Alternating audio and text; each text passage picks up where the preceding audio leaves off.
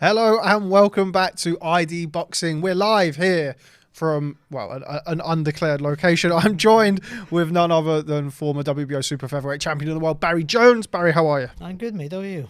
I'm very well, thanks. Nice very to see well. you. I seen your breakfast this morning. You did? What did you think? I didn't know what it was. I'm not sure if that was if you threw it up and gave it back, or was that before you were going to eat it? It looked good, man. It looked nice, actually. It looked nice. It looked like some sort of mushroom rice. Yeah, so for the last... You told me that's what. Yeah, for the last 4 years or so, I haven't really been eating very healthily, Barry, so I tried to have something a little bit more healthy this morning. And I would have to say that this is the smartest I've seen you. Shoes on today? Shoes on. I knew that you'd be here, so I couldn't cut out any abuse or slander. Still can't do your laces up though, son. Okay, we'll take it 1 week at a time. We'll go from the sliders into the trainers, and then next week maybe I'll do them up, or you can get me some Velcro ones. I'm proud of you. Yeah. Thank you very much. We're live a little bit early today. We were due to go at 6, but we were all here on time, nice and smooth set up. So we decided to go early for you and give you all some additional bonus content, I suppose. A lot to catch up on anyway over this past weekend. Let's start at the start, which of course is Down Under. Matchroom and DAZN, shout out DAZN every time for Barry Jones. DAZN Boxing's Barry Jones. The main event, it was quite a surprising one that they put them together. They had Liam Paro, who's obviously a highly rated 140-pounder, and Brock Jarvis, who's kind of, gone through the weights, I think it's fair to say, since 2019, but really, commercially attractive fighter. And they decided to put him in with Liam Paro, and ultimately it didn't really end too well for him, Barry. No, I think there's an eagerness now with social media, and this has been like this for the last 6-7 years, to push people too quick, too soon. And if you have a marketable kid like Brock, he's a good-looking boy. He sells, doesn't he? Look at him. He looks the part. And full of muscle, good-looking, all the things. He ticks all the boxes. But you've still got to look at the ability and where you are, and baby steps. And no one does that anymore. And he got caught with a great shot, mind. Let's not forget that. But it's a learning curve. I just think, it's a big... I sort of felt sorry for Eddie Hearn and DAZN. Great people. No, but they put on their show in Australia, but there was a bigger show down the road. No, not really down the road, but you know what I mean. Yeah. It's there's a bit of bad timing, but yeah, I don't know what they I don't know if they were building on. I don't quite know what their plan is exactly in Australia. I don't know. I know obviously Sky Nicholson, but it's going to be hard. Maybe it's not going to be hard. I was going to say it's going to be hard to build an empire around a woman boxer, but I think that's probably changed now. I thought maybe. Yeah, after this monument this weekend, maybe that has changed. Yeah, I think we all know that female boxing is very much growing and it's on the up. We've seen Australian boxing in the last couple of years, particularly George Kambosos, who we'll come on to and talk about later on. They've had some big wins, so I think Australia in general is an emerging market. But let's talk about the main event, Liam Paro. We mentioned there Brock Jarvis. I feel like just a little bit undersized and also made some very naive mistakes, kind of got hit with the same shot 3 or 4 times before the shot that ultimately laid him out in spectacular fashion. Liam Paro, 140 pounds, is not quite the closed shop it was about 12 months ago. You've got belts becoming vacant. Josh Taylor still looking like he's going to box Jack Catterall early next year. Liam Paro, could he slipstream into world title contention for you? I'm not quite. That's really the first real time I've seen him, to be honest. So I couldn't really say, because what was he up against in reality at that sort of level.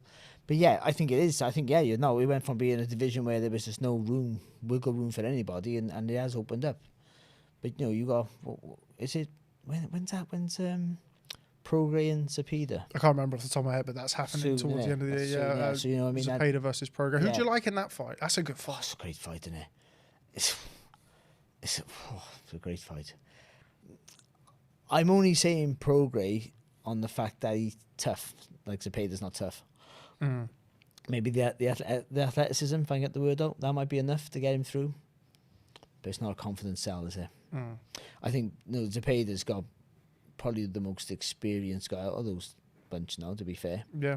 To be honest, he's been around longer than you think.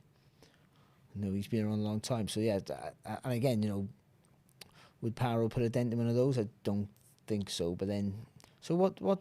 That's the WBC title, isn't it? Yeah. And Catterall and Taylor will looks be- as though that's going to be for the WBO. I think the WBA is Paro against somebody else. Yeah. Remember, the WBA were doing their kind of auditions or whatever they were doing, like it's the the weirdest thing, 15-minute PowerPoint Yeah, presentations. we're gonna get rid of the regular title, but we're gonna do like some sort of X Factor. Yeah.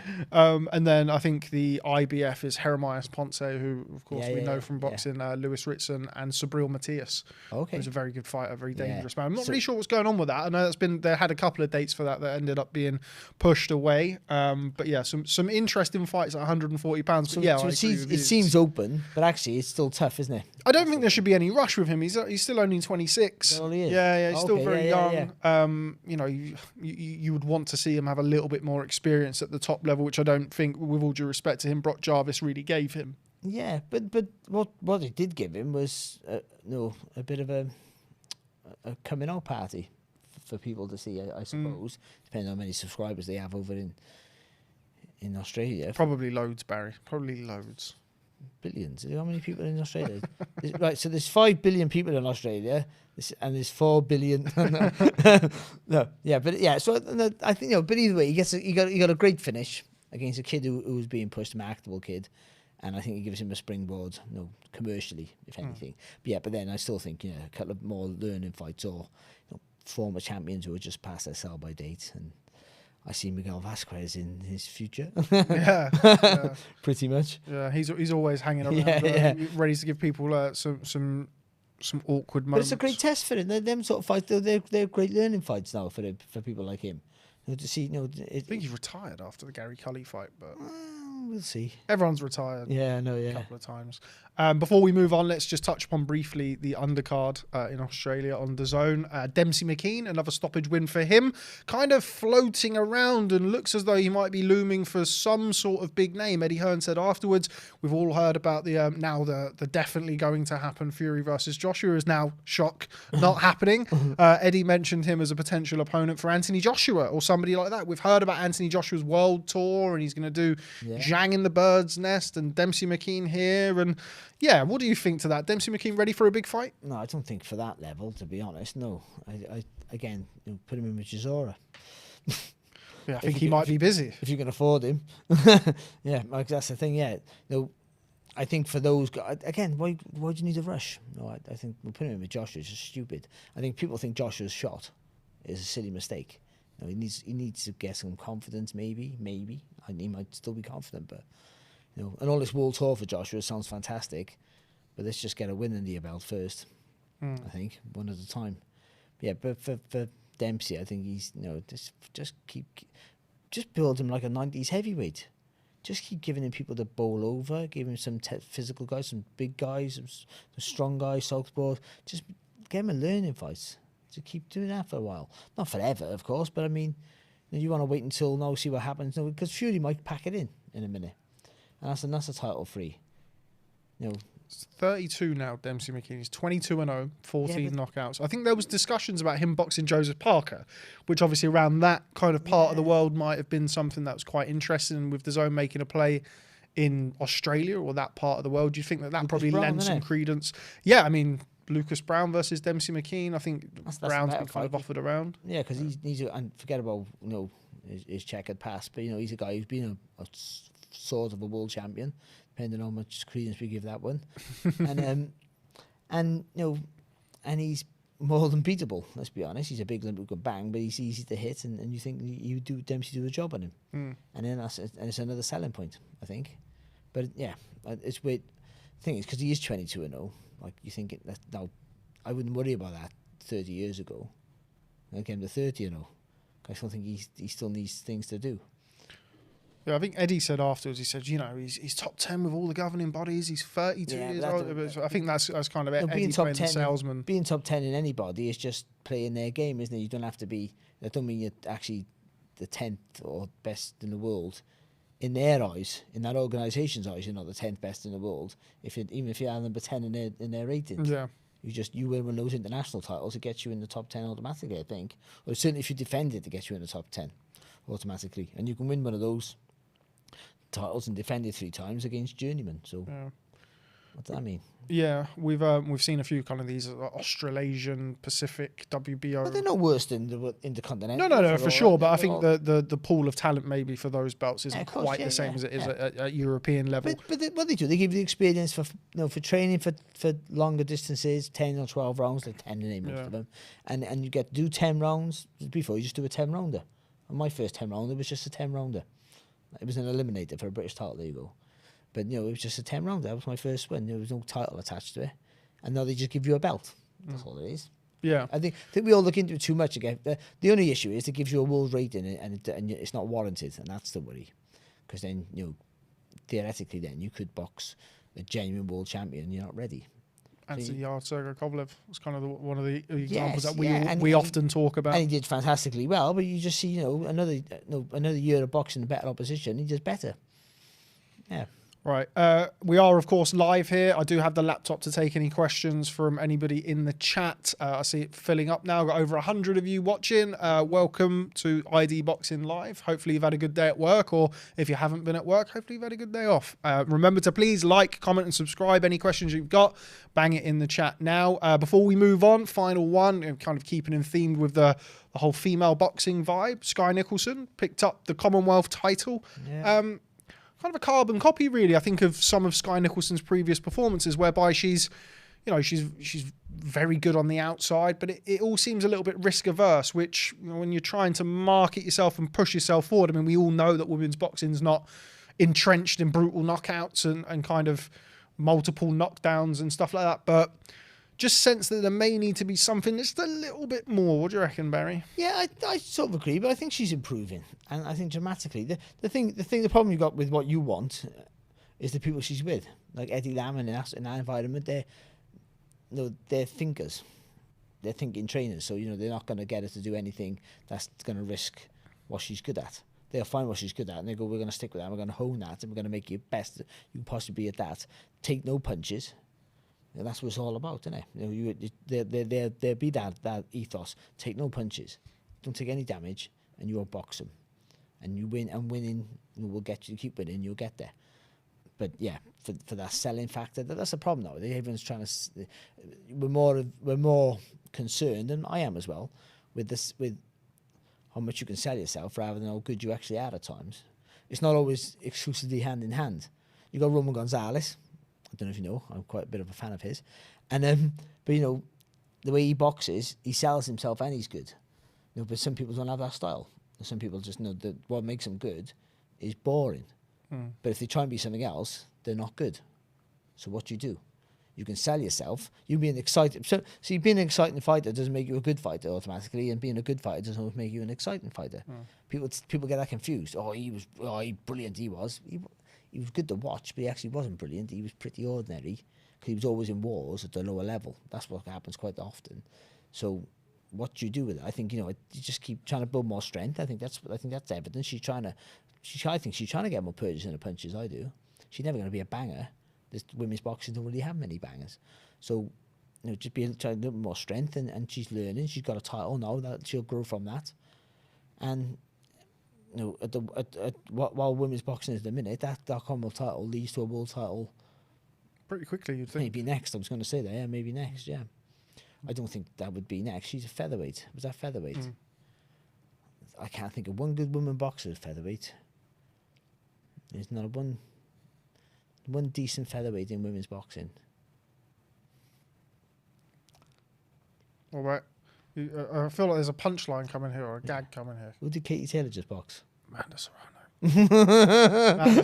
Well, I think she's probably a little bit away from. Who wants to box Amanda Serrano? Yeah. No, thank you. No. I was waiting for it. I knew there was something. Okay, so sticking with the women, we move over to the O2 Arena on Saturday night, of course, headlined by Clarissa Shields and Savannah Marshall. We'll start at the top and work our way down. The GOAT, Clarissa Shields, I thought she was pretty good, Barry. What did you think? Yeah, she was fantastic. She really was. I was gutted because I had tickets to go to the last one when it got cancelled. Bloody Queen. But anyway, I couldn't go that on Saturday because I couldn't get away. I was gutted. I watched it at home, but it felt like you should have been there, And Betty, she was brilliant. Like I've been saying I've been doing things all last few weeks about it, and I've just been saying, she has to be a massive favourite. Shields, everything just points to her. How good she is. Though she's not always crowd pleasing, but a resume, just everything about her just points that she has to be the favourite. But I fancied Marshall to win. I just thought she would just hurt or make Shields feel the power early. And then how Shields reacted on that because she'd never really been tagged, really. Because she's really good. She's great at her body movement, as she showed Saturday. And what she does is she moves her head after she throws a punch. Every time she throws a punch, she moves her head, or shoulders, or moves the body. And sometimes it's cruel because she just sort of looks to the floor and dip down. But it means when you fire back, there's nothing there. So she's constantly making you miss. And then that just takes away your confidence a little bit. And then you start, not panicking, pulling your shots a little bit more and not being as relaxed as you should. But I think the tactics weren't spot on for for Marshall, sorry. She tried to impose herself physically, which you should do. I know she's naturally the bigger woman. But she got too close. Like, stupidly too close. Like, you got all the attributes there. And also, because she's long and loose, the punches come at the end of the shots for Marshall, so you want the shots long, and you want to force Shields to walk onto a punch by keeping it long and hitting her from distance. Take the foul. You did this the last time I was on. We were on live last time. But when you're throwing the punches, keep them long, keep it out the range, and she has to jump in, and then you try and tag her as she gets in. Difficult, but you're going to have more success than what she did. She got close, tried to smother the workers' Shields, but then she couldn't fire back. The Shields, because she got better lateral movement, upper body movement, constantly twisting her body all the time, tying it up pretty effectively. She found spaces for her shots inside, and the first, what was it, 3, maybe 4, maybe 5 rounds, I thought she was fantastic. Shields, absolutely fantastic. Like she looked different level. I felt it didn't. Throughout the entire fight, I don't think Marshall was totally schooled, but for those early rounds, I felt like she was. She looked like a real tough lady who was just in with somebody too good for her in the first half of the fight.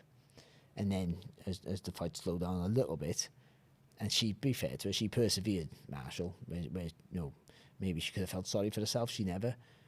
And then as Shields slowed down, she started to have a little bit more success, but it wasn't close.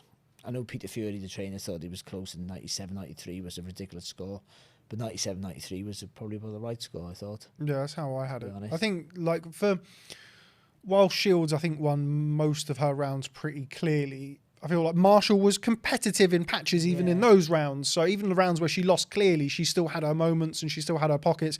I think for me, Shields was first and last in a lot of exchanges. And look, dare I say this, looked the heavier puncher at times. But yeah, and her punches had more of an impact, or they were acceleration. Crisp. Acceleration at work, yeah, they were crisp. I'm going to use that word, crisp. No, but they were. And what I noticed with Marshall, she looked very one-paced in that fight.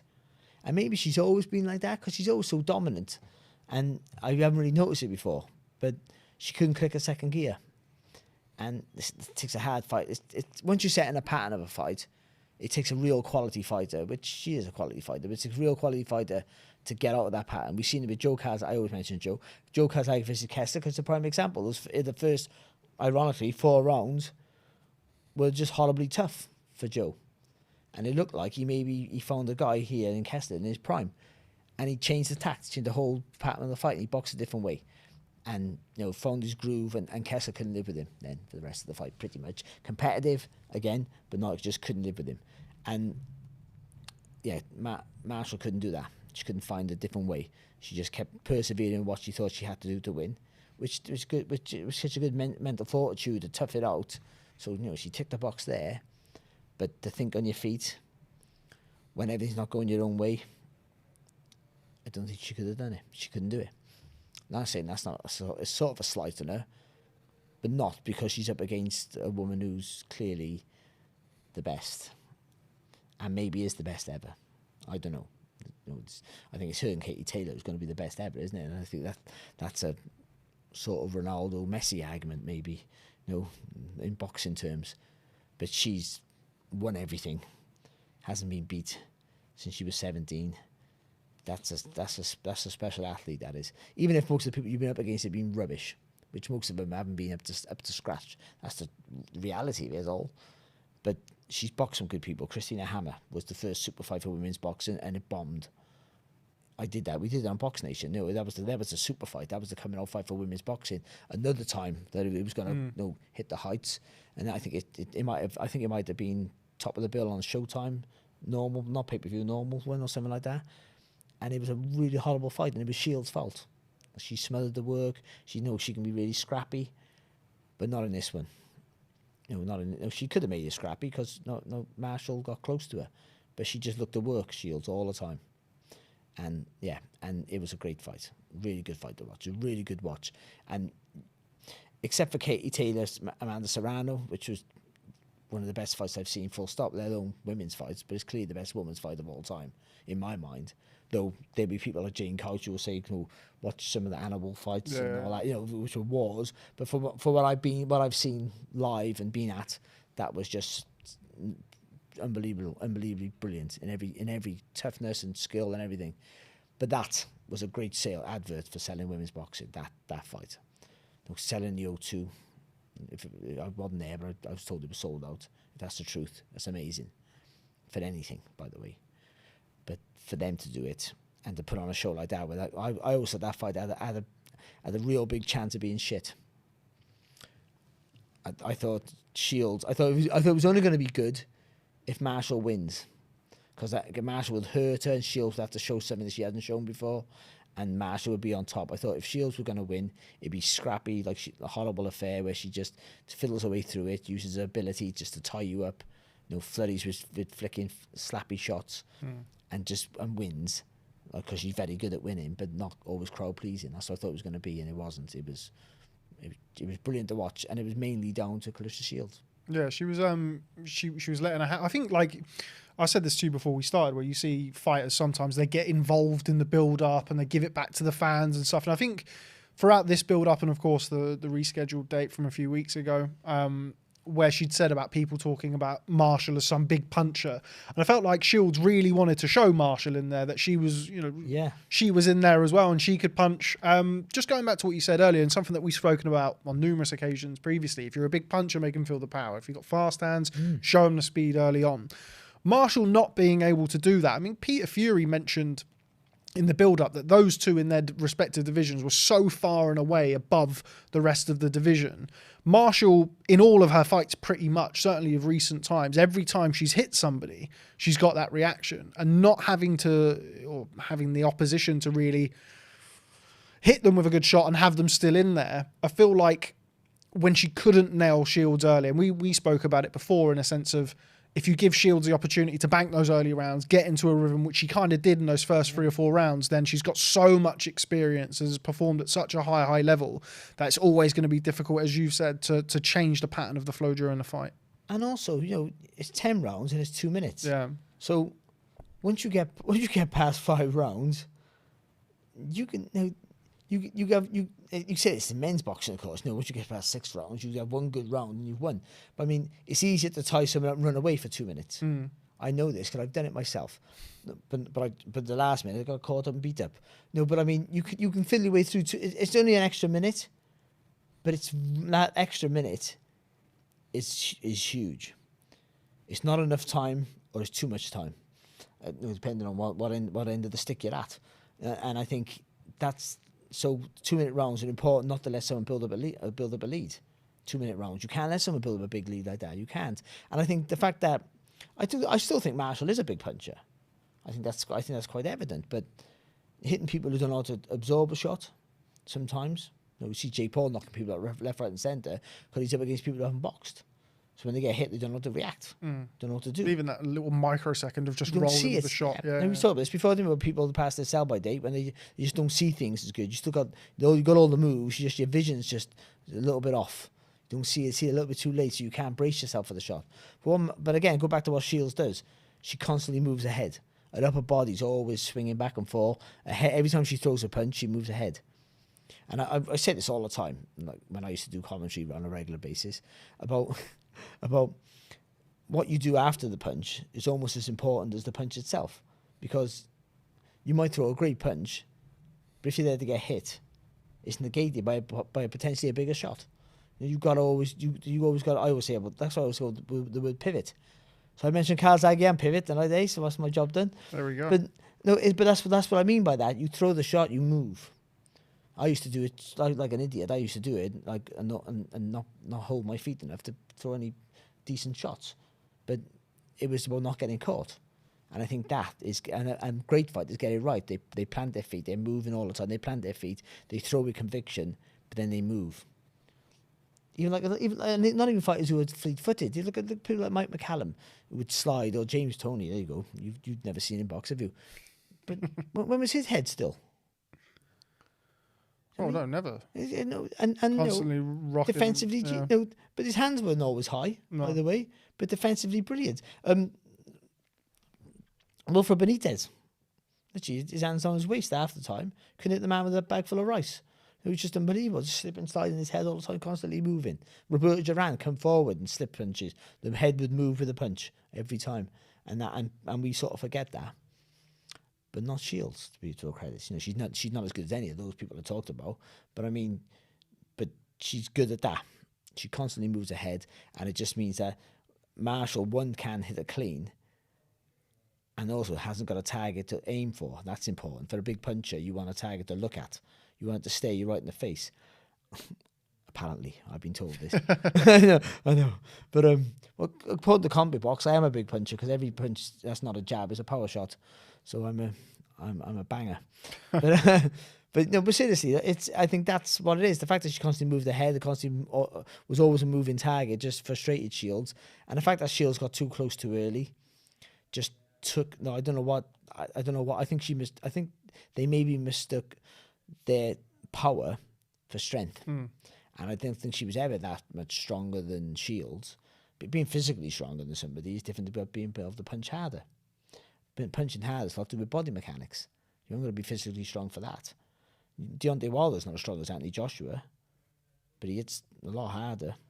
Deontay Wilder's not as strong as Tyson Fury, but he hits a lot harder.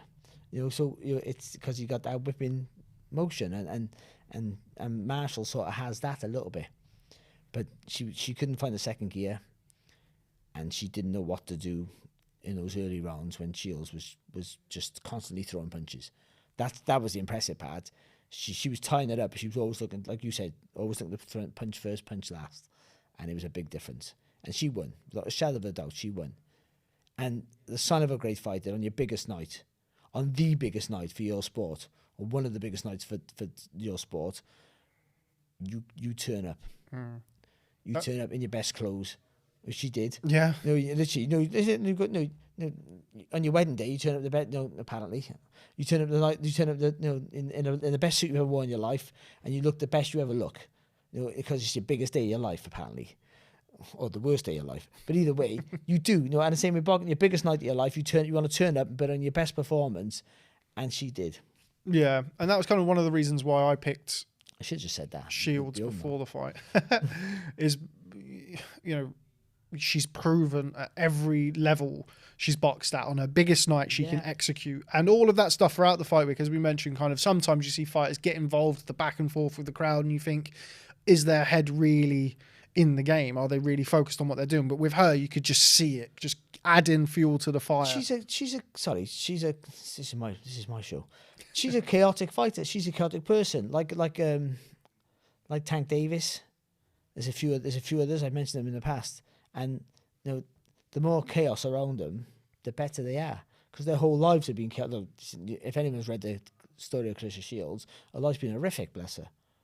She doesn't seem like the nicest person. I don't want to be a friend or anything, but a life story is just one kick in the face after the other. It's horrific, awful. If she didn't act the way she acted, every time you see her, you want to give her a hug. You know what I mean? It's just a hot. You see the way she is, and how mentally tough she is. So I think that chaos, some people thrive on it. They need it. Actually, they can't live without it. They're worse without it. If that makes any sense. Yeah, I think for her as well, it's people this is probably the first time that she's ever boxed as a pro with somebody saying, "Oh, she could beat you." Out of all of the opponents that she's boxed, I don't think there would have been anybody like really picking Christina Hammer, for example, to beat Clarissa Shields. I did. Did you? Yeah. I'm a big... Only the best analysts here. I was a big Hammer fan, so I picked Canelo to beat Bivol. easily. Yeah. And you picked Marshall to beat Shields. Yeah. And you picked Hammer to beat Shields. And I picked Maya to beat Baumgardner. Well, I mean, that's a topic for some discussion. So let's move on to that. The co-main, Michaela Mayer versus Alicia Baumgardner. I'm going to ask Barry, but I'm also going to ask everybody watching to please comment now in the live chat who you thought won, Alicia Baumgardner or Michaela Mayer. A lot of controversy surrounding that. So Barry, I'm going to throw it straight over to you. Right decision? No, I don't think so. I also don't think it was a massive scream-up robbery either. I think Maya was unlucky. I think she didn't have to win. I really do. And if I would have been in her corner or in her camp, I would have felt, oh, this is just awful. But as a neutral, I don't think it was like, oh, this is like one of those, what I've read, the board should be investigated. There was not the board, just whoever was judging a referee in. This is another stain in boxing. I don't see it that way. But I still think the wrong girl got the call. Again, because it wasn't a conclusive win for her, but I think she did enough. That's all. I think she was clear. I think she won. But I was disappointed in the fight in general, actually. I thought it was going to be a really good fight. I thought Maya was going to go right at and throw a million punches, and I thought Baumgardner was the bigger puncher, more athletic. But I thought she would crumble under the pressure. That's what I thought. And none of that happened. I don't think Maya was as assertive as I thought she'd be. And, yeah. But Baumgardner, I thought she boxed really well, Baumgardner, actually. I thought she started very well, and I don't feel like she got shots. Yeah, I don't feel like she got the credit from Sky commentary team in the early rounds in particular. I felt that, and I feel like maybe we didn't see Maya because we spoke about this. I don't usually change a pick, but when the fight was made, I felt Maya points, and then the closer it came, I just liked Baumgardner and the rescheduling and things like that, and I feel like in them little grants, she felt those shots early on, and that maybe made Maya a little bit wary of closing the distance in the early rounds. What she did, picked us like as Maya come forward, she picked those hooks lovely. Like she was a really good left hook earlier. She's seen it, and she just and she it takes confidence. It takes confidence in yourself. That just to wait, and I know what I got to do, and when she throws that shot, I'm going to throw it because the risk you're going to get tagged. And she stood the ground. I thought she's boxed really well. So it was a good fight, but it wasn't. I thought that fight was going to steal the show, and it didn't. Nowhere near did it do that. But yeah, I think a rematch is warranted. But again, you can't blame Baumgardner. She wants to unify, and that's her right. Really, there was no rematch clause, which is I love that. Yeah. So stupid is that now in this day and age. Well, I mean, like we've spoken in the past about it, and like this is kind of the fight where you would want a rematch clause, wouldn't it? Because there was a controversial outcome. Some people, I mean, for kind of full disclosure, I had it 95 each, but I felt like a round either way. Like it was one of those, I thought, and particularly with 10-2s as well, it's one of those where that was one where we could have done with either an extra couple of rounds of 2 minutes or 10-3s, or there must be a medical reason. There is. It's something to do with dehydration. And I think like Shannon Courtney explained it to me once in an interview, and I can't remember it off the top of my head, but it's something to do with women become dehydrated quicker or easier than men, which obviously no good for the brain and taking shots over that period of time. But I mean, you see like Clarissa Shields has come out and said she'd like to do 12-2s. I think that's the if you're going to change it, that's the step you go down. I don't think because you go from 10-2s to 10-3s, you've all of a sudden got half an hour.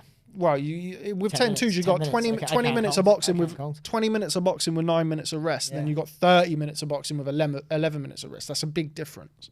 But I feel like that's like Maya Baumgardner may have been a fight which could have really benefited from that. Last 2 rounds, isn't it? Because I don't care what you say. Like I've done 10 rounders, but then and then I'm quite relatively comfortable. My first 12 rounder at round 9, I was done. Because mentally, like you got over a third of the round of the fight to go. When do you get in your head like the finish lines in sight? Is it past 10? Like so, some fighters say that when they get to the 11th, they think, all right, I just got to make it to the last bell here, and it's the last. When round. You can't punch, it's like round 12 and 2 minutes and 57 seconds in. No, I think depending on what sort of fight you're in, of course, I would have thought. Yeah. But those last couple of rounds, it's, for me, see, it was sort of round 10. Because you got because I was a massive Sugar Ray Leonard fan, and I always remember Angel Dundee saying to Leonard, "You only got 6 minutes, champ." Because he was up against a bigger guy, wasn't he, and knackered. "You only got 6 minutes, champ," and I used to stick that in my head. So I'd be saying that to myself. Then my corner would be telling me stuff. Just be hearing Angelo Dundee. I don't know what they were saying. They were saying something, but I'd just be thinking, "You only got 6 minutes. You only got 6 minutes," and that would sort of because then you could see it. I thought, well, I can do 3 minutes. And then rest and do 3 more minutes. We've had Darren Barker in here before talking about, I think Tony Sims does it where it's just a 4-round fight now. You can do 4 rounds standing on your head, can't you? And Darren will say, any good pro will say, I could do 4 rounds regardless. And then when you get down to those last 4 rounds, it's just a 4-round fight now. Psychologically for him, it allowed him to kind of... And that's why, you see fighters who don't do anything for the whole fight, and in the last round they go for it and you go, oh... Yeah. Why didn't you do that round 9 and then you might have had some sort of effect? It's because they can't do it at round 9 because they know if they do it and then they got 10, 11, 12. They've already blown up their ass now and they got those last 3 rounds empty and they don't want to get battered. So they do it and they keep it in store. I don't understand that. I think I'd rather be knackered at round 10, I would, and run away. Or get beat or whatever, but I think that's how people view it. I think that I sort of understand that because psychologically, once you see the finishing line, you do get an extra boost. So I do think those 2 rounds would be a massive difference. Massive difference. I mean, it might not. I think that fight would have been maybe a different outcome. The Maya Baumgardner fight, but for Christian Shields and the Savannah Marshall, then no, there's no. I think she wins. Yeah, whether she wins anyway. 10 frees. But it makes it a better fight though, because then there is those extra rounds to. Because again, once you get the 2-minute rounds, they're quick like that. You can hold for 40 seconds. I've done it every 40 seconds, but you can take up over half a round there by holding and smothering. And so then what? She's got a minute then to do some work. And the one chasing the fight, sometimes if you're up against a mover or a slipper and slider, like Marshall, like Chris Shields was a little bit, then it's harder for you. So the longer, more, but then you get the round 6, they can't coast because they still got another half of the fight to go. And it's another 6 rounds, not another 4 rounds, which again psychologically you think, 4 rounds, that's a lot. But then you only got 3 rounds and it goes down quicker. I'm just explaining how time works. But I do think, I think it might make a difference. I like to see 3-minute rounds, but I'm not the one having to do it. And if it's medically no good for women, then we don't want to see that, do we? We don't want to see women get seriously hurt. We want to see men get seriously hurt. I think it's quite. It's obviously very common that you'll see female fighters come out and say, we want 3-minute rounds. But I think, as we've kind of discussed earlier, the jump between 10-2s and 10-3s is massive. So I think going to 12-2s for title fights, I think is probably a good step. I would say about women's boxing, and it's come on massively. Like we had some fantastic fights, and they've sold out an arena, and that's great. We're not there yet. We're nowhere near there yet. It still needs people. People can't go, and the people who are pushing it, promoters and managers and TV companies, it's not finished yet. You still got to keep pushing it. Need a few more of what we've had this past weekend, like a few more big events like that. And I don't want this to be a regular enough basis to replace the men boxing, because then it's not fair on the men boxing. I'm not saying that men boxing should supersede women's boxing. What I'm saying is, I know what you mean. We need to get to a stage with women's boxing where we can start wholly criticising all the boxers, because we don't. Let's be honest about it. We don't. For me, I don't want to be seen as discriminate or sexist or anything like that. So I'll be careful what I say about when I think a women's fight is below par. I'll say that's not very good. But if it was a man's, I didn't. Be fair to mine. When Jessica McCaskill's last world title fight, and I said, the girl she boxed was awful. She shouldn't have been. McCaskill's a good fighter, but the girl she boxed shouldn't be in boxing for a world title. It was awful. She was just so bad that it just wasn't enjoyable to watch at all. Like, and I don't even know what the girl is, the woman is. I remember what fight you're talking about there. But Canadian she might have more world title fights, but I mean that just means they're not quite there yet. And I say this because I want everything to be equal. I want it to be good. I don't know. What do I want women to be bad for? I want it to be good because I want to watch good boxing. Otherwise, I don't want to watch it. You know, I don't want to watch. Yeah. I don't watch boxing that's not very good to watch. I mean, and my definition of good might not be yours. I don't want to see wars all the time. I love the technical stuff.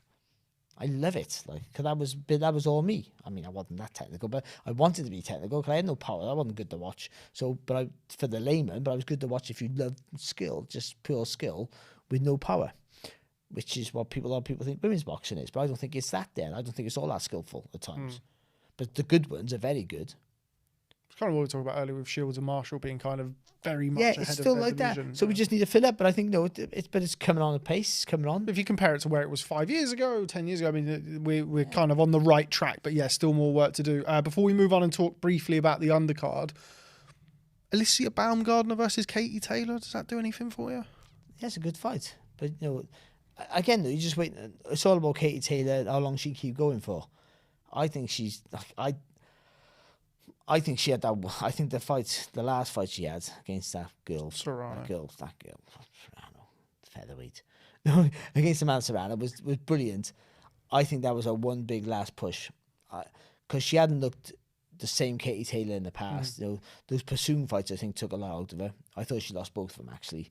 The second one was close. I thought she lost the first one. The second one was. Yeah, I thought she lost both of them as it goes. But that's fine. But she didn't. But she gets to win. She's got them on 2 wins on her record.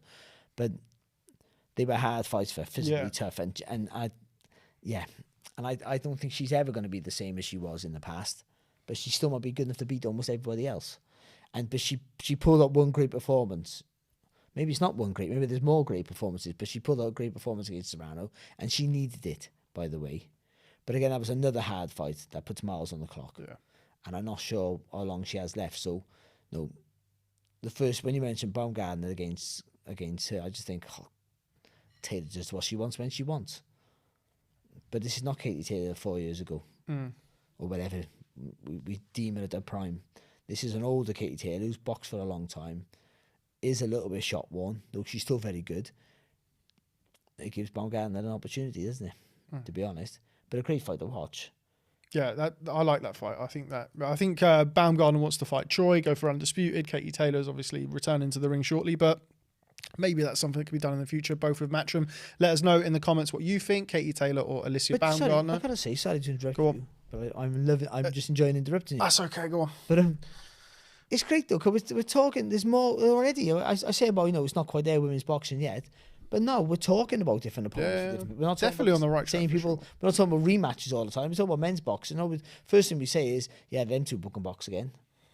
We are talking about this different. There's loads of people who can fight each other. All these up and down weight stuff I don't like, because that's just that shows that there's no strength in depth. Yeah.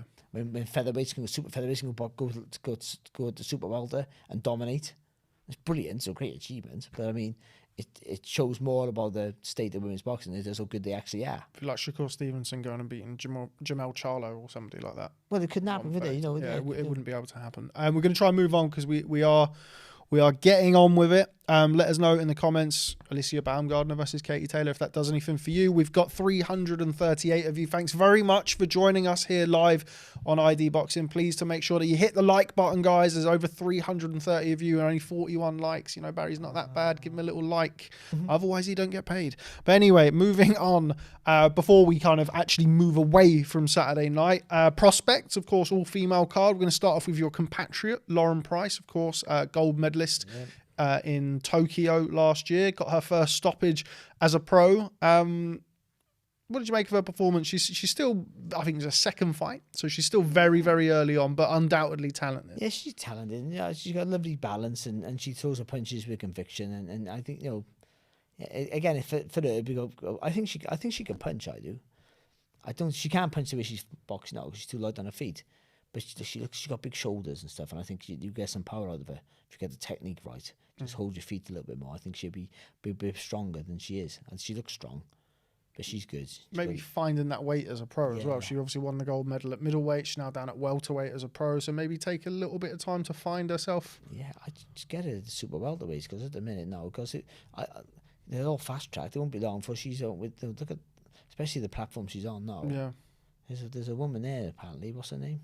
No, but she was commentating. Natasha Jonas. Yeah, no, so you know that. There's Tasha Jonas. Terry Harper's got a belt, 154 pounds now as well. Just different channels. Yeah, but I mean, I think I think we saw it with Mayer and Baumgardner. I feel like, rightly or wrongly, as we've kind of discussed, women's boxing is not quite as deep and there's not as much money attached to them. I think cross promotional fights may be slightly easier to make than in the male code. Yeah. So I think that'd be great. But you know, she's not there yet. She needs a few more fights. But she, for sure. Yeah. She's going around the right way. I think she's really good. Now, is she the best boxer in her house though? The best pro in the house? Who knows, innit? It's only one way to find out. They should fight each other. Has that ever happened? What? Couples fighting each other? No, there's been family, haven't there? I think. Not that anybody knows about. I mean, I don't know. I don't think so. That'd be brilliant, wouldn't it? Yeah. Very competitive by the looks of things. I mean, you see them like kind of warm up and stuff, and they have like shadow spars that quickly become not shadow spars. But yeah, she was good as well. What did you think to the Yeah, we'll come on to her shortly. I just want to speak about Lauren Price's stoppage. What did you think to the stoppage? Yeah, look, I think it was like an amateur stoppage. You know, when you're outclassed. Yeah. One of those. I think that's what it was. I don't think that the final punches were what the referee was looking at. I think it was body language. Just like she's been hit from pillar to the post. She don't know where she is, what she's doing, and that's what that is. But again, no, it doesn't help the fighter because then you can sort of you take the criticism for the stoppage. Then see, the boxer does. I haven't stopped it. I just threw the punches. Yeah, but the girl could have carried on. I feel, but she didn't know where she was. That's the truth. Yeah, again, I don't want to keep batting on about it, but that again shows whether some of these fighters just don't really know how to fight. That's the problem, and then they come against someone who does know how to fight, and they just like, where am I? What am I doing? Yeah, the golfing quality was vast, and I think for the round and a half or so beforehand, it was pretty tough to watch. And that's what the referee's seeing. He's thinking, the referee almost wants you to get caught with the big shots so they can stop you. Yeah. Give me an excuse, please. Yeah, that's pretty much what it is, yeah. And again, they're seeing the eyes look away and whatever it is, and they're close and they go, this will do for you. So it looks weak, but it was ultimately the right call, I feel. Karis Artingstall, you mentioned her there, of course, significant other of Lauren Price and an Olympic medalist as well. Something quite nasty about Karis Artingstall. And say that in the nicest possible way. I sat with her in a studio similar to this for someone else. Bigger channel than this, man. Shout out Sky every time. Sky. There we go. We did the Sky stuff, and they were both there. But I said something. It wasn't even a bad comment, but she looked at me, Karis. Like she's proper. There's no play with her at all. I love it. I mean, literally, I can't remember what I said. It's like a jokey comment, and she looked at me like, "Wait, what?" Straight away, and I went, "Oh yeah, you're a proper fighter. You are a proper fighter." And I think she'll be in walls. She will if she gets to that level. Was she a feather? Super feather? She is a feather. Ah, there you go. Look at that. Feather. Look at that. There you go. Yeah, very good against Marina Sakharov. It looked like she was going to get the stoppage as well. Getting a couple of the Commonwealth title against Sky Nicholson. You never know. That's a good. Getting some comments here about is your mic quieter? Or is that just me? I don't know if Barry's mic's quieter. I'm just much louder than him because he's got a big mouth. Yeah. But Barry will talk into the mic for everybody's viewing experience. If you'd just like to hit the like button for Barry's now louder mic. There you go. There we go. So again, I felt like Karis was good. She came out and she really put it on her in the first round and a half. And she does have that kind of. Well, she was an amateur. She threw lots of punches. Yeah, but I feel like she's settling in a little bit more. I felt like she was digging her shots in, which is nice to see. Only in her second outing. Yeah, no. Well, I think she was pretty much like that in the first, wasn't she? To be fair, she looked like she might adapt. I think that's what I might have said to them when they were both together. That you might adapt more to the pros. Because it's all on Lauren. Because once you win a gold medal, no one cares about anyone else. No, bronze medal's amazing, by the way. But when you're sat next to a gold medalist, it just means nothing. That's the horrible truth of it. But yeah, I think she might settle in better at the minute. But that might just be cosmetic because ultimately, class and ability. You need the other stuff, but then as you step up the levels, all that looking like you're settling in might look good, but when you step up the levels, you might not be able to bully people so easy. But I think she will for a while. It's how she takes a shot. I think that's a lot of it to do. A lot of it when I think with a lot of people, especially women who are clearly much better than the others, they're barely taking punches on the way to the top. You see with Savannah Marshall, she barely took a punch. But she took some the other night and took I was them really out. impressed with her. Yeah, because you don't know what it's like. We say it all the time. What are they like when they get hit? You see with big punches. What are they like when they get hit? Because they never get hit because they're always bullying people. And you see this with really good, with the quality women boxers. They've barely taken a punch because they're so much better than their opposition. And then when they do get hit, some of them go, oh, I don't like this. But then some of them don't. Like Katie Taylor. We never seen her really doing what she was like. First time she took a shot, she loved it. Backfiring back. Yeah. I mean, she obviously took shots before, and we did the things we didn't see. But I'm on about people who had never followed her all throughout their amateur career, and the same with them too. How they take a punch. How Caris, when she gets pushed back, will she be as effective? But I think they're going to be two girls who can push pretty fast, to be honest. And listen, that's boxing and women's boxing, especially. If you've got to 10 fights, you unbox for a world title. What are you doing? Particularly with the crazy it is that they've got as well. Yeah, it gives you a head start, doesn't it? That's why they're on these big bills, and they'll be pushed. And also, it's a great selling point for them. No, it's all on Lauren because she's the gold medalist. But the fact that they're living together and they're in a relationship, I think it's a great selling point. Certainly is. Final one. I've got a comment here. Have we discussed any men's boxing yet? We discussed Liam Paro versus. It was the biggest weekend for women's boxing. We'll come on to the men's stuff shortly. Anyway, final one from Saturday's card at the O2. Caroline Dubois, another stoppage win for her, progressing quite nicely. Great body shot, wasn't it? Great body shot. Didn't look like one that felt very nice. No, I know it didn't. I know you get those shots that take the wind out of you, and listen, I felt enough of those, but that was I gotta go back to myself again. That was when Freitas hit me with a body shot and cracked my rib. That was one of those. That's what that looked like. It just dug it in, didn't she? It went across the body, but she dug it in as well. And yeah, it was a horrible shot. She's good, and she looks strong.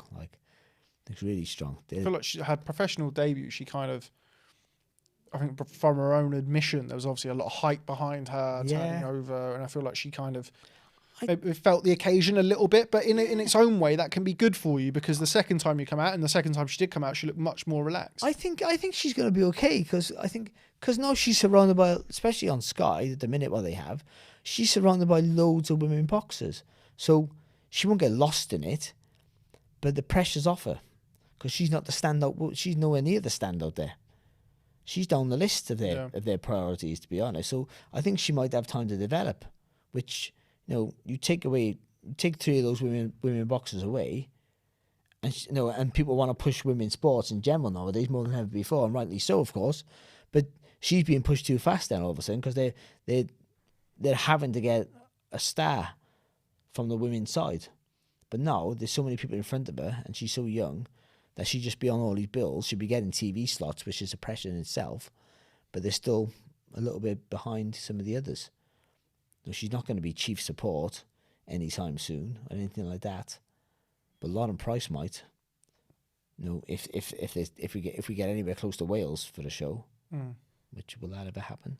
If Joe Gardiner gets a chance or whatever, if he ever could box on a different channel or whatever else or whatever goes on. Don't know when he's going to be boxing. Nathan Cleverly makes a comeback. Joe Kazagi boxes Kessler in a Misfits thing. I don't know. Different channel there. Kawasaki Frotch still do a few bites. Kawasaki Frotch there. I still do a few bites. Yeah. Oh, yeah. In boxing with massive gloves on in a bowl of jelly. But what I mean is I think Dubois is going to get a chance to develop a little bit more. And I think that's the right sensible move because she's young. She's baby young. She's 21. Too young. She should have stayed amateur. She should have stayed amateur, gone to the Olympics. Again, but this time she's going to the Olympics with not just for an experience to win a medal. If there is an Olympics for her to go to, but there will be Paris. But then after that, I think it's a little bit up in the air. Okay, so that is Saturday night. If it was a marathon day of boxing, I think the first fight I watched. You stayed up for it all, didn't you? I was from 7:30 in the morning until I can't remember what time I went to bed, but it was late. It was about 6. I didn't even buy the Wilder fight until the day after. I didn't even. At least you bought it. Because you got to buy it, haven't you? Got to buy it. Let's start with that card, seeing as you just mentioned it there. Before we come on to Deontay Wilder. Co-main, which I felt was a pretty strong co-main.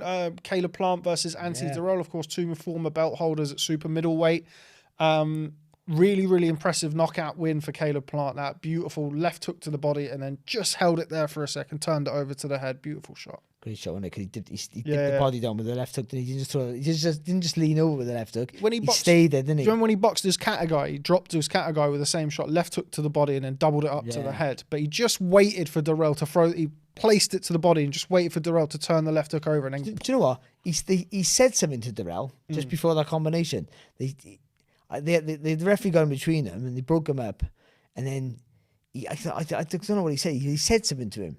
I hope he said, watch this or something, but he said something to him and then they moved around and then he dipped out left at the body and then as he opened up, then he Dirrell to throw the shot and he went crack and he was done. I didn't like all the stuff after, of course, but he boxed well.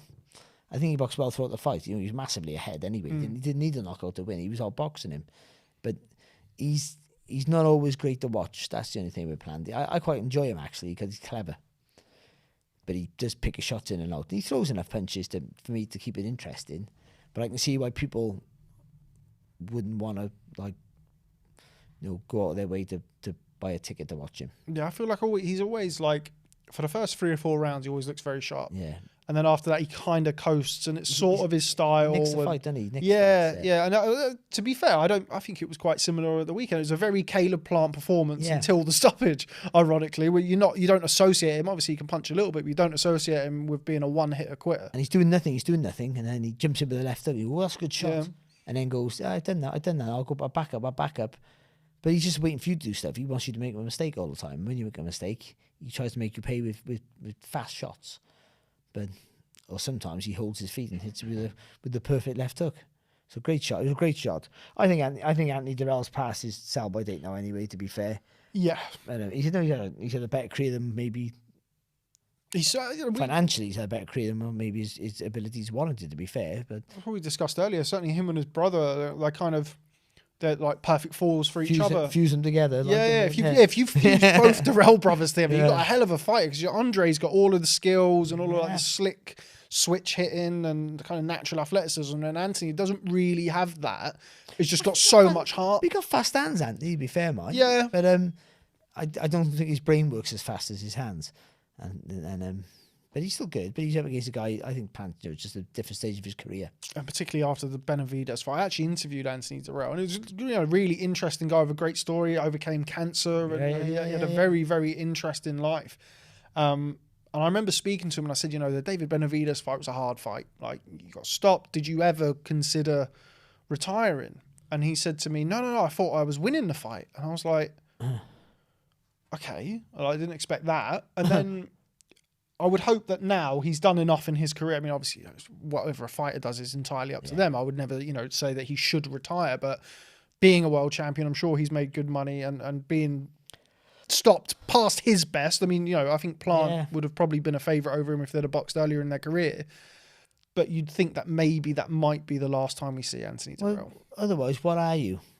Just you kind of be served up for somebody. They've got David Morrell at super middle. The thing is, you look at that and go, I could beat him. That's what he'll think. Yeah. I think he's just a kid. He's only had 6. You could have a lot of fighters who just don't know when enough's enough. I can beat him. Because they think of themselves 5-6 years ago, not themselves of today. That's what happened. But this was a good win. It was a good win. It was a good win. I didn't think that. I thought he was going to win on points in a scrappy affair. That's what I thought it was going to be. And I quite enjoyed the fight. He boxed Caleb Truax. You remember when he was kind of waiting for? I think that was at the start of 2021. He was kind of waiting. He openly said, "Look, I'm just going to wait for Canelo. I've got the last belt, and I'm going to wait for Canelo." He didn't look very good against Truax. He boxed the same sort of thing. He boxed 3 or 4 rounds where he looked great, and then after that, he just coasted for. He looked like a guy. He looked like a boxer with no stamina. I don't think that's the case. He's just a safety first mentality. That's what that is. But he threw a puncher's left hook. Yeah, it was a very good shot. Yeah. Leonard Ellaby afterwards said if Caleb Plant was working with Stephen Edwards, Breadman, well-known trainer from Philadelphia, He said that version of Caleb Plant or Caleb Plant working with Breadman beats Canelo Alvarez. Would you think that? Did you see anything from Caleb Plant on Saturday night that makes you think that him and Canelo fighting again would go any different? I didn't see much difference in Plant. Did you? I didn't. What was different about him? He saw a big left hook. I didn't see an awful lot different with him either. I don't think he did okay against Canelo. I felt like he frustrated Canelo at times. I didn't give him as many rounds as some people who watched the fight, but I thought he was. No, I thought he did good. Yeah, but I think competitive. But Canelo's just boxing up his weight categories all the time. That's what's happening there. So it just takes him longer to catch up with him. But yeah, and also you got to be. You're never going to win when you're being not. You got to be more positive with your work too. Yeah. To be fair. But yeah, this was a good win for him, and he's back in the mix now, isn't he? That's and he deserves it as well. He deserves to be back up there. One of the comments that we got earlier, so I'm just going to throw this down again into the chat. Please hit that like button. 77 likes now, 368 of you in there. Come on, guys, please drop us a like.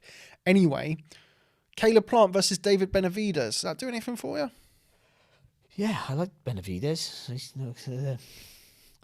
He's big, isn't he? What's Benavidez? He's 7'7".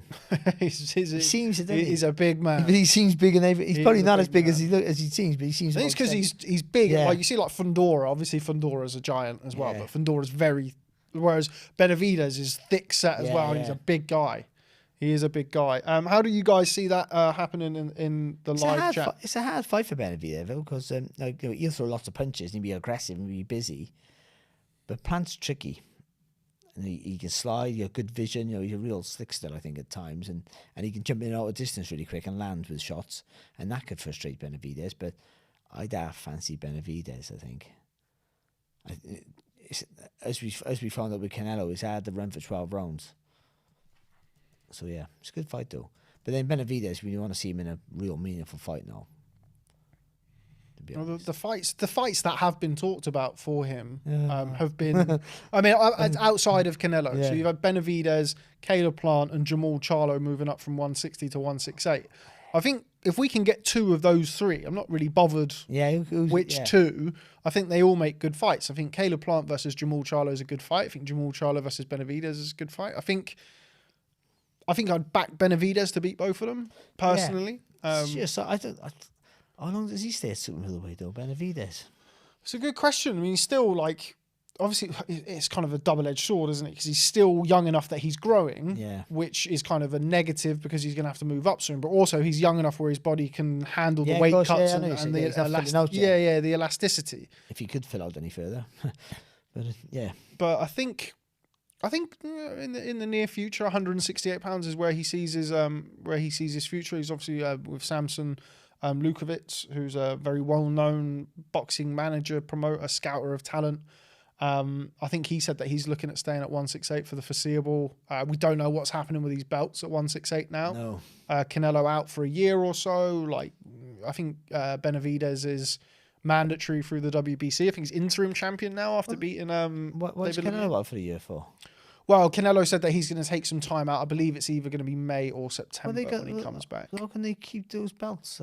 Joe Cordino hurts his hand, and the IBF did. What you should do if a champion can defend for a long period of time, then you should have made that title.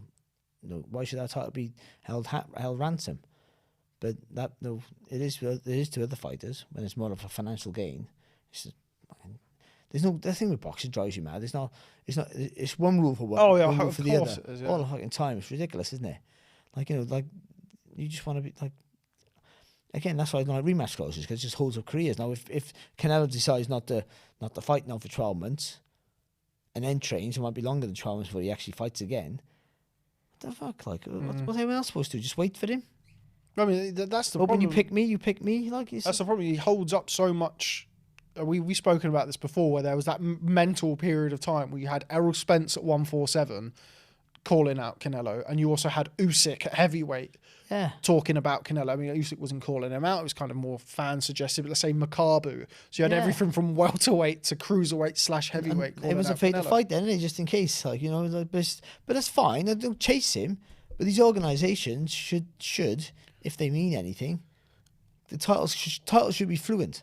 If they're not, if the title's not being boxed for at least every 6 months, then it should be moved on to someone else who can. In his defence, a little bit, I think he boxed the WBC mandatory. It would have been.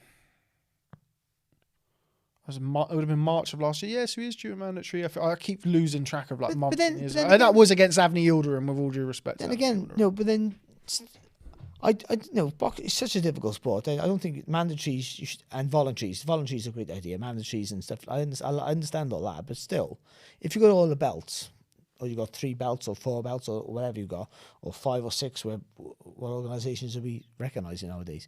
But like the Elizabethan belt. You should. You should. What a great idea that was. So Canelo, you're not undisputed, but you don't have the Elizabethan belt. Get out of it. Yeah. Yeah, I know. Without that, you was shit. But what I mean is, then they should all just be mandatories one after the other. Then, unfortunately, the problem is just nobody's ever going to put that on Canelo, the biggest money spinner in the sport. I know it's right I understand. or wrong. No, I understand that. And if I was on, I do exactly the same thing. I'm being a hypocrite. Like I do exactly the same thing. But no, if we're all about making our sport better and all the rest of it, and that goes that plays a big part. Either way, it's Plant's back and he looked really good. He got the good win. Him and Benavidez would be a fantastic fight, but Plant's going to want a world title fight next if he can get it. He wants Canelo, but that's not going to happen. Canelo's not going to box him again because even though Canelo would fancy beating him again, he didn't look great. It's a fight that stylistically he's never going to look great in until he knocks him out or stops him. That's it's one of those fights, isn't it? Yeah, and I can't really see much of a clamour for that, even on the back of Plant looking good at the weekend. Okay, so that was the chief support. On to the main event, Deontay Wilder, the return of Deontay Wilder against Robert Helenius. Just starting off where he left, isn't it, pretty much? Yeah, I mean, we spoke about this a couple of weeks ago. He's had the 2 hard fights with Tyson Fury, the 2 bad stoppages, particularly the last one. I mean, the last one was a real bad knockout.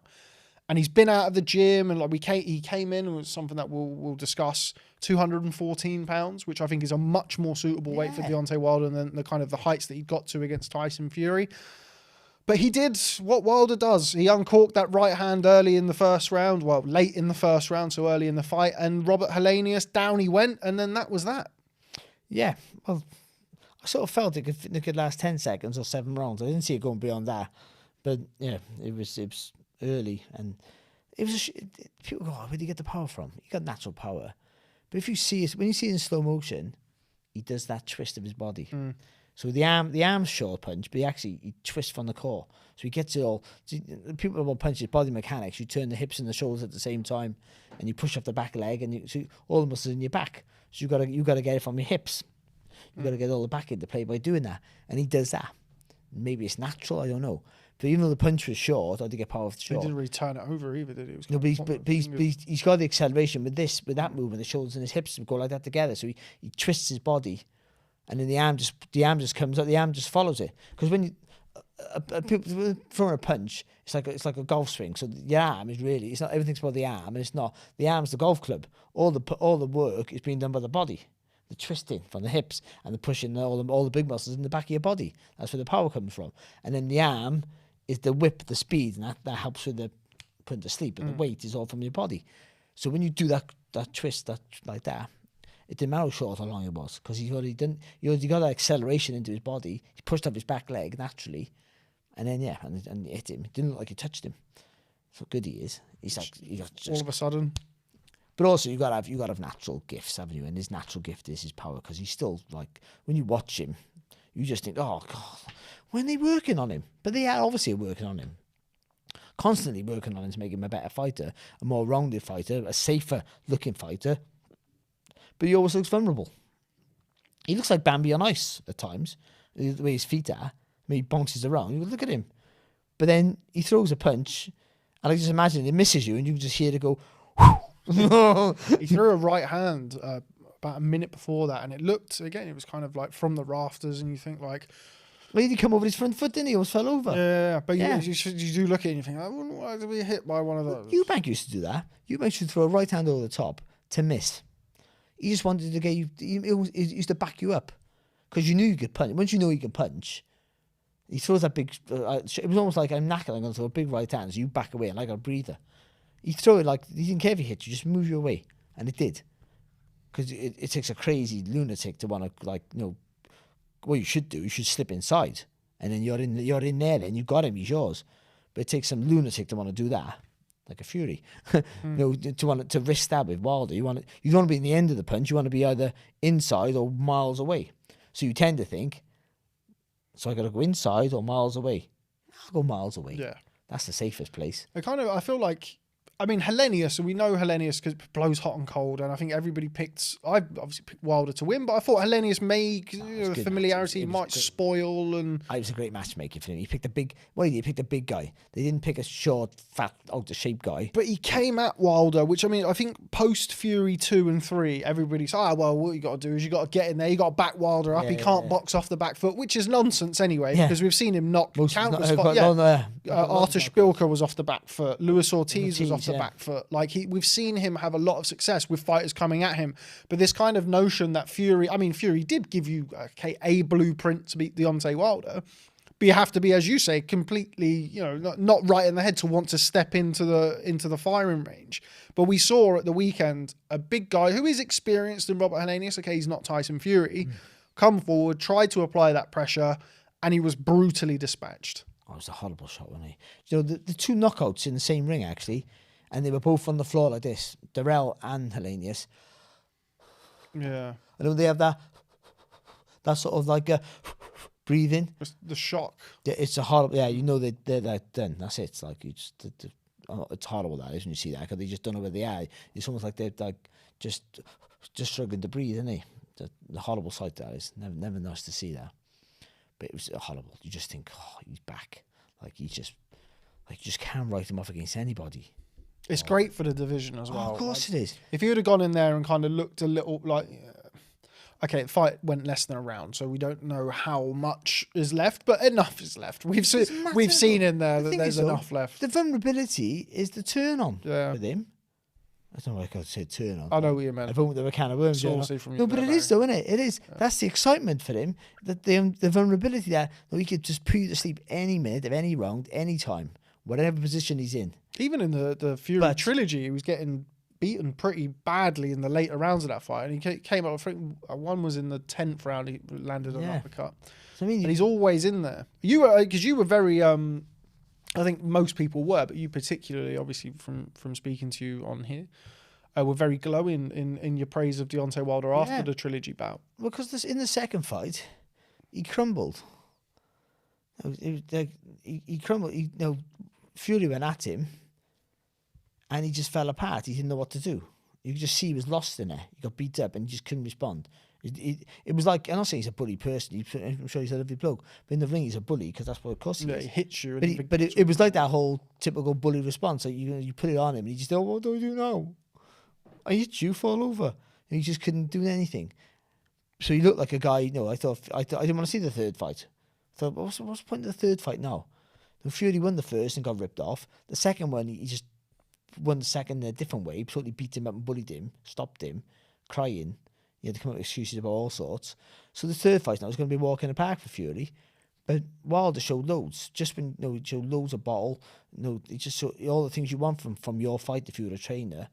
Do you know what? Like when your back's against the wall, you went, come on, let's have it then. Let's have it. Like he just kept trying and kept trying. That's all you can ask for. And that's why I thought there wouldn't be no mental scars, because I think they'll look back, even if he got beat, they'll go, look what you did. Like you did against clearly the best heavyweight on the planet, though you still think you are. But like you didn't give up when you got hurt and hit, and you didn't give up and cry and go, oh, I'm not having this. You just dug in and tried to give it back to you. You had a fight. For the first time in your professional career, you had a proper fight. Not just hitting people and then going, ow.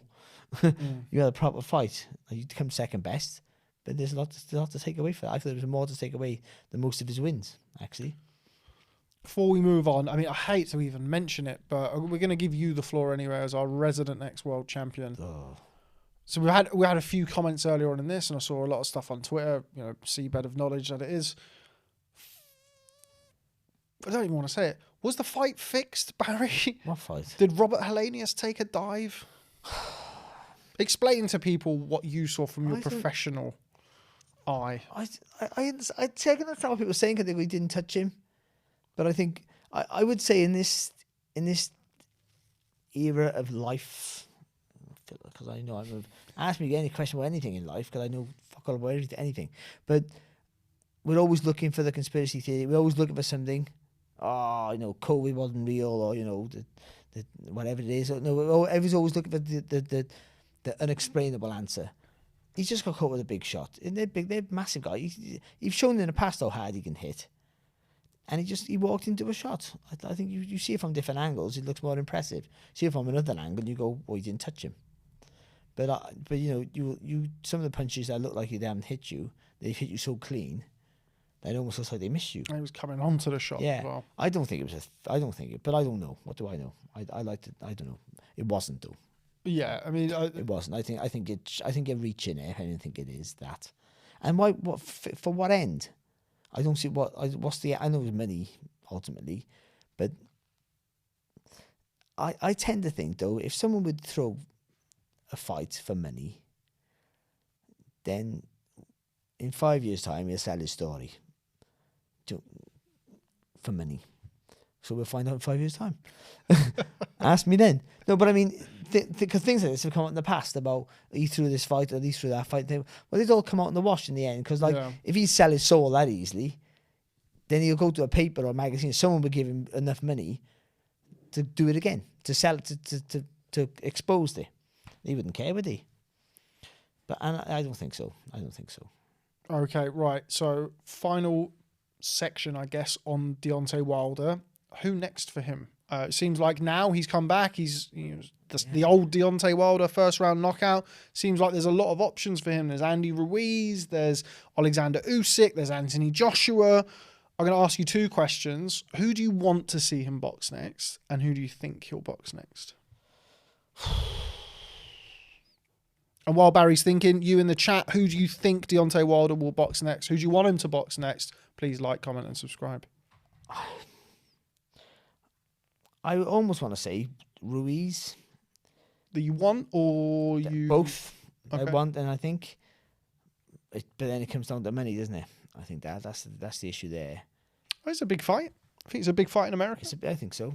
If they, I think could do it on like Cinco de Mayo, like first ever Mexican heritage champion against Wilder. I think.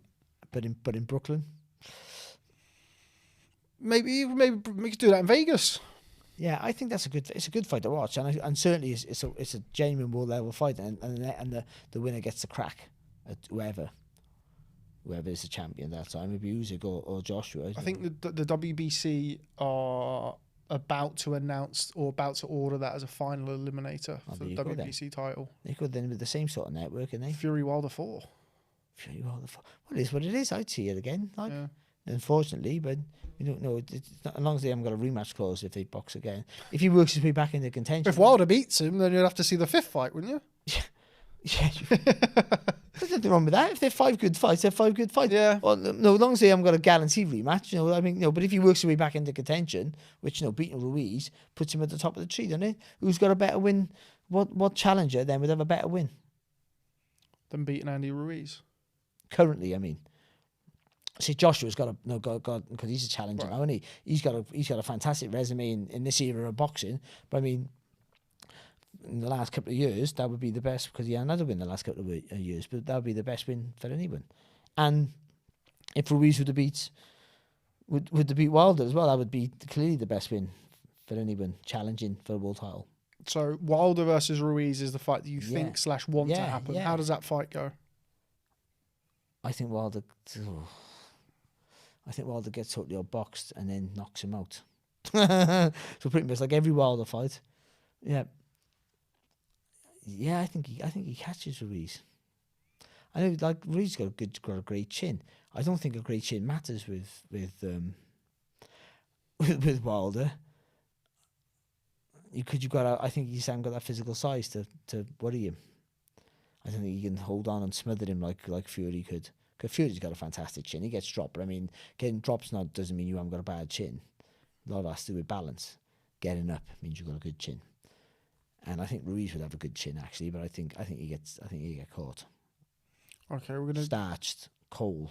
We're gonna try and go for a couple of other quick questions with regards to Deontay Wilder. What about Alexander Usyk? That's a fight I'd like to see. Yeah, I remember I said, oh, well, when did I say this?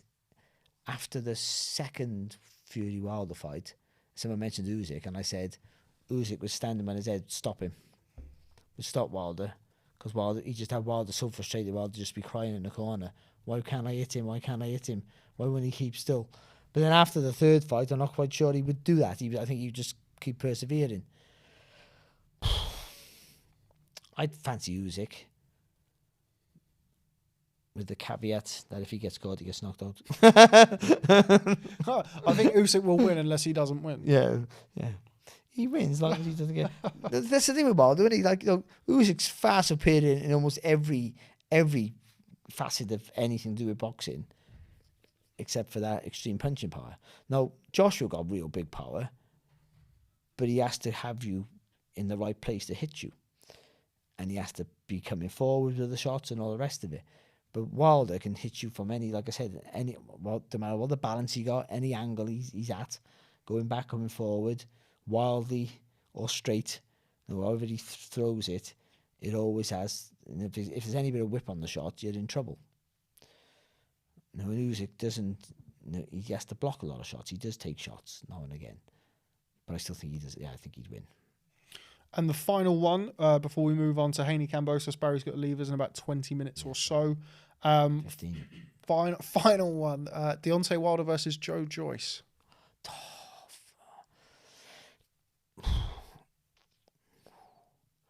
It's kind of like, I think I've referred to it in the past as the ultimate boxing science experiment. Yeah, It is the immovable object. Crash and bang 'em. Yeah. It's I'd have to go with Wilder again. I just think, like, you can just see Joyce just breaking his heart, because that's what he does. I just walk you through. You hit him, he goes, "Oh, that hurts," but don't worry. "Oh, that hurt again," but don't worry. And every time you hurt him, he goes, "Oops, that hurt," and then just steps forward and hits you. But I think Wilder hits too hard for you to give him the chin. That Joyce gives you too many opportunities to hit him, I think. I do. Yeah, I think Wilder. So Fury, obviously you picked to beat him because he's beaten him twice, arguably 3 times. Yeah. Usyk. Yeah, he's the best heavyweight on the planet, Wilder. You pick Wilder over Joshua if that was to happen? Yeah. I always used to pick, when they were both in their reign, early on in their reign, title When they're both unbeaten. I always picked Joshua, because I thought, because he was neater and down the track, and Wilder was a little bit wild. Not crazy, but he punched in bigger arcs, Wilder. So I thought, they're both going to throw, and if Joshua steps in, he's right down the middle, neat, and he'll get there first. And he's so much weight in his shots, more than snappers weight in his shots, he pushes you back. And then Wilder goes to throw again off balance. And then Joshua steps in and hits you with a clean left hook or sort of right hand, and he stops you. I always had it down to what I was going to go. And but no, I'm not quite sure, because I don't think we ever see that Joshua again. That sort of Joshua. Though he was never wild Joshua. He never like this destroying machine that we sort of think he was. He was always like thoughtful with his work, actually.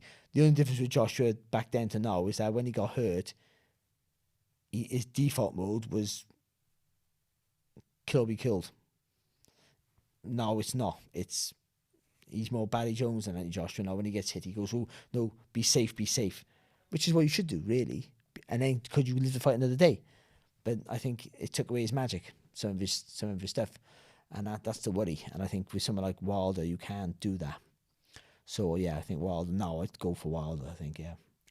But that doesn't matter. I think they're really good fights. So that you just.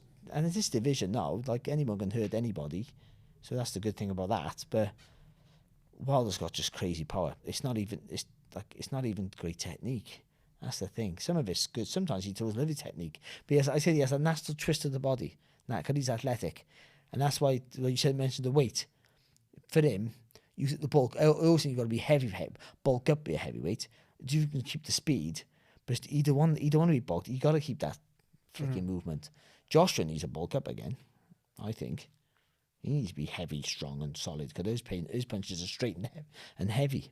But Wilder needs that whipping movement of his body. Doesn't he? He wants to be he wants to be the closer to cruiserweight and more the heavyweight. I feel.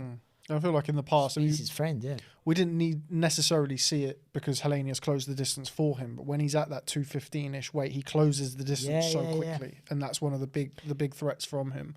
We're going to move on. We're going to talk about Devin Haney versus George Kambosos 2. I think it's fair to say a rematch that nobody was massively desperate to see, but we love a rematch clause here at ID Boxing, don't we, Barry?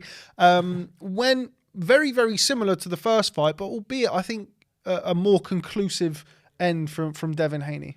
A more concerted effort from Kambosos, but a better result for Haney. Ironically. Kind of worked against him in a strange way, didn't it? Kambosos put in the more effort, gave more opportunity for Haney. What it did show again is how mature this 23-year-old champion is. Like he's so composed in everything he does. Like doesn't just for a young man. Again, I said about the first fight, he went away from home. Up against a guy who, the unified champion of the world. He had loads of criticism because he won his belt through emails or whatever it was.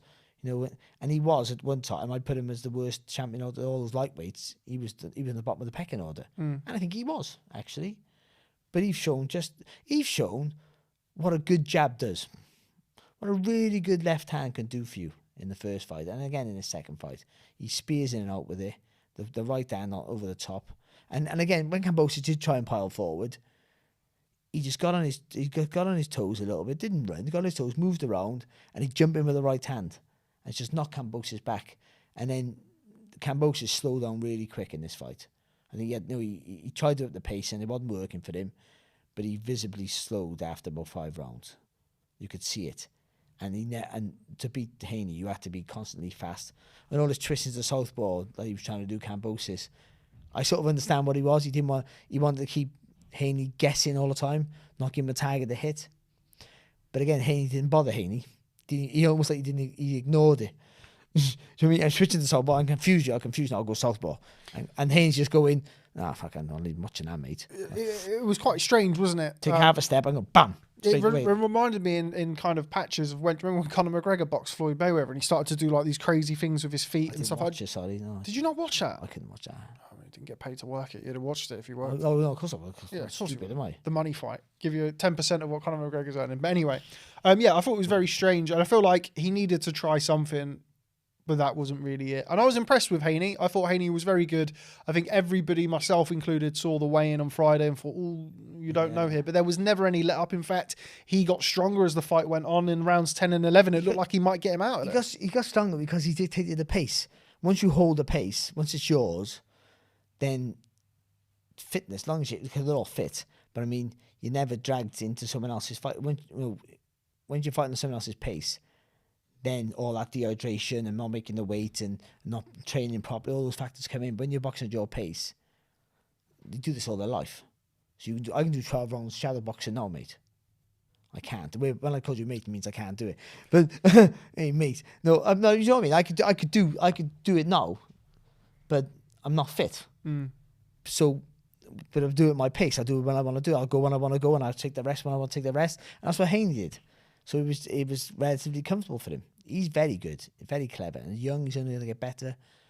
And he can move up in weight now. I think he should if he's struggling. He's talking about staying. He says, those big fights are here for 135. There's Lomachenko there, there's Shakur Stevenson there. But also, there's big fights at the weight above, because in a minute, Ryan Garcia is going to be 140, and as is, what's his name, Tank. No, they'll be 140. Tank is 140, and he has been at 140. Has been. He boxed Mario Barrios. Garcia's last fight was at 140. He's skipping up and down weights like he's a female boxer. Expecting Garcia and Davis to potentially box at some point end of this year. But let's stick with Devin Haney. You mentioned there about there was a period of time where he was probably ranked lower than those guys. But I think one thing that you have to say about Devin Haney, and he's a big boy at the weight. If you've ever met him, he is very, very big for lightweight. And it's the diligence and the professionalism. He's never ballooning up and out of shape. He's always running around. He very much takes his lead from Floyd Mayweather. They were in the same gym growing up. Well, he was growing up in the Mayweather gym, training with Floyd Senior and Roger.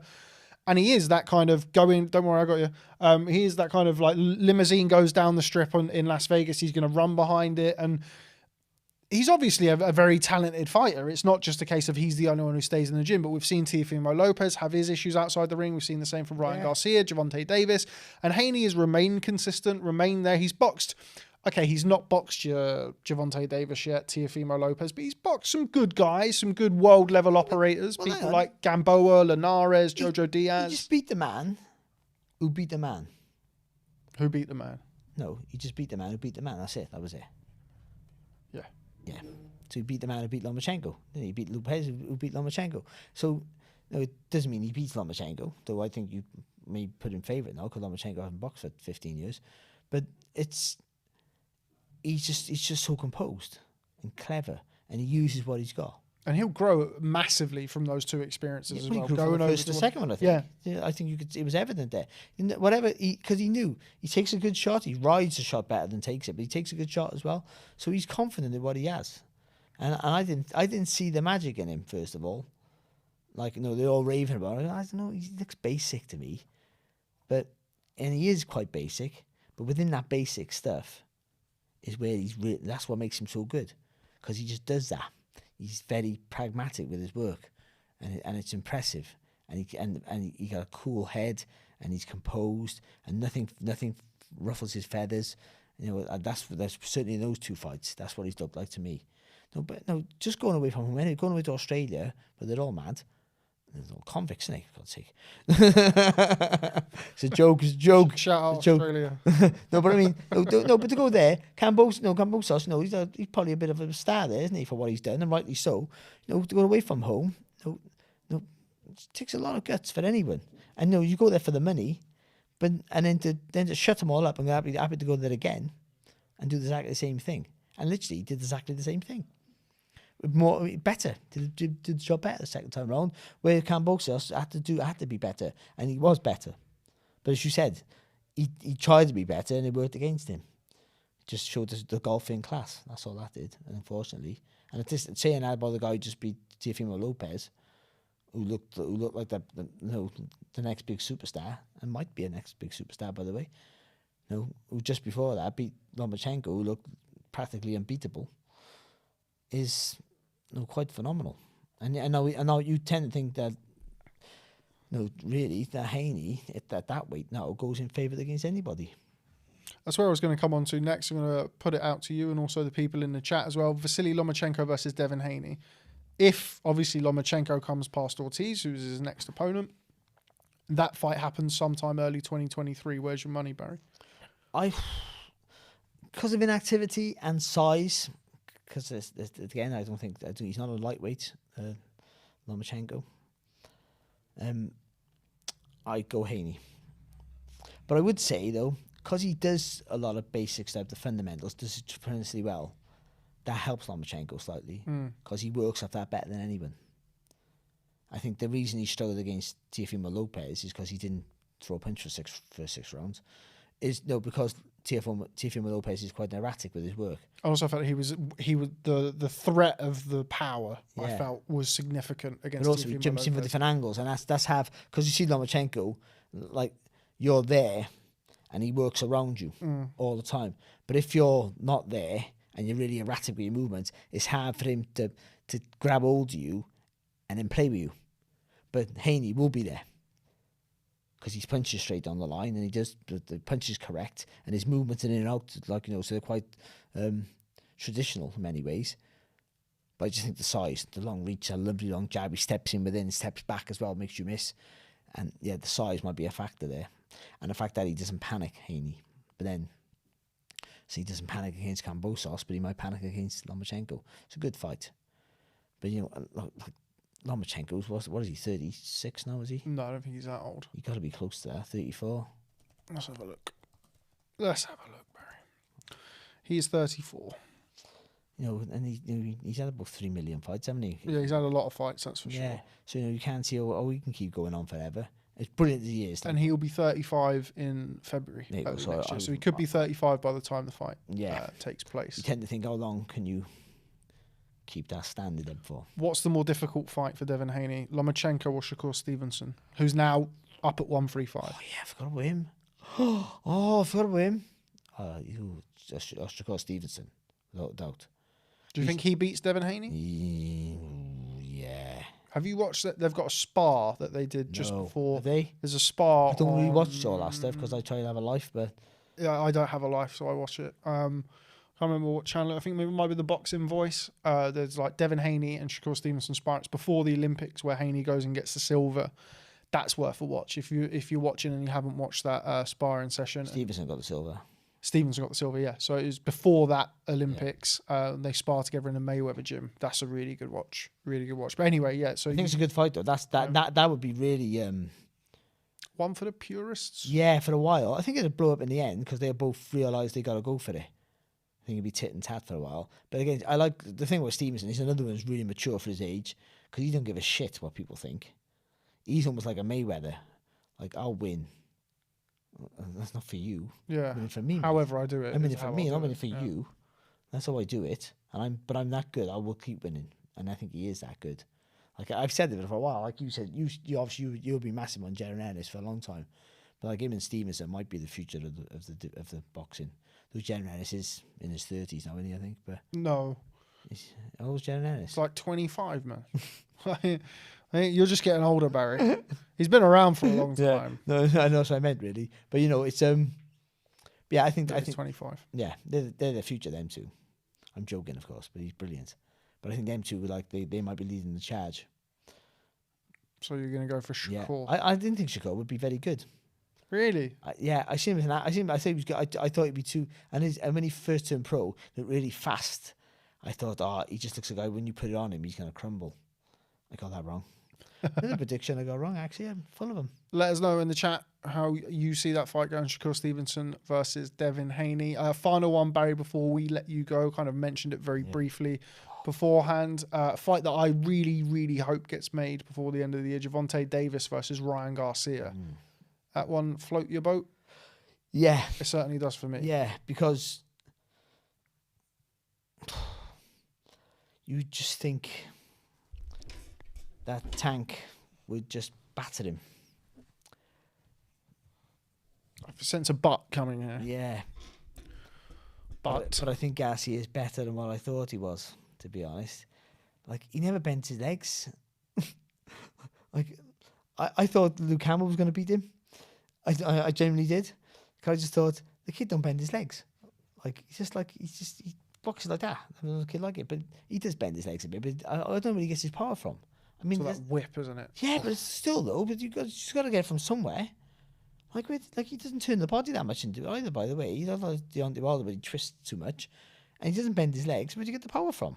It's weird. I know he got this stupid crazily fast hands.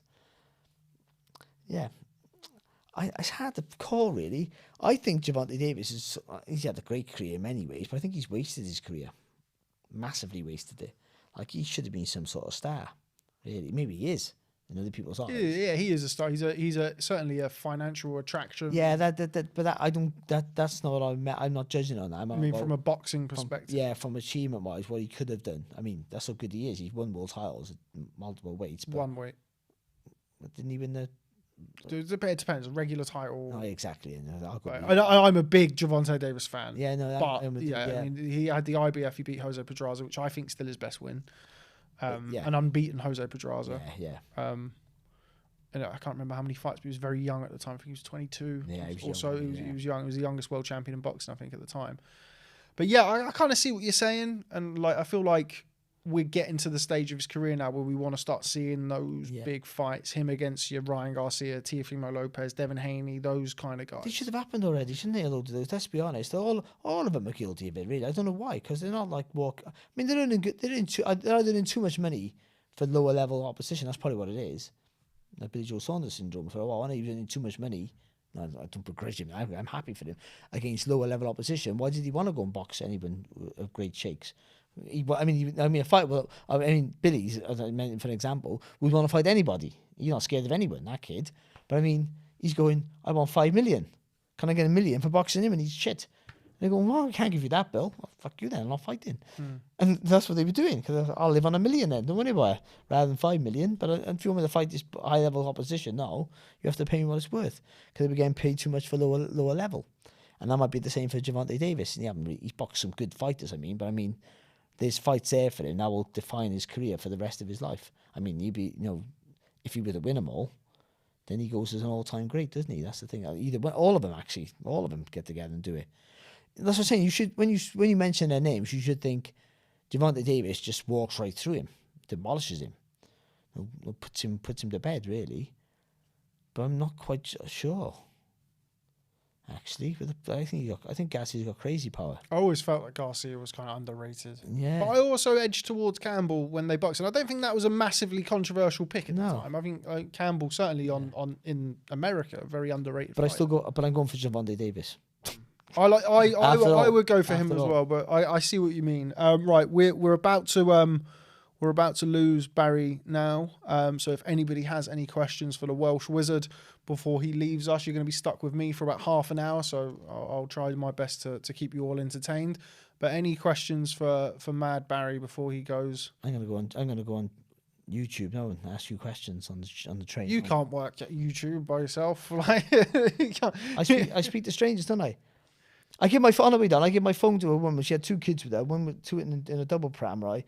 And one was watching some cartoon on the phone. So I gave her my phone for the other kid with the cartoon on. And she said, thank you. She didn't think, why is that bloke got cartoons on his phone?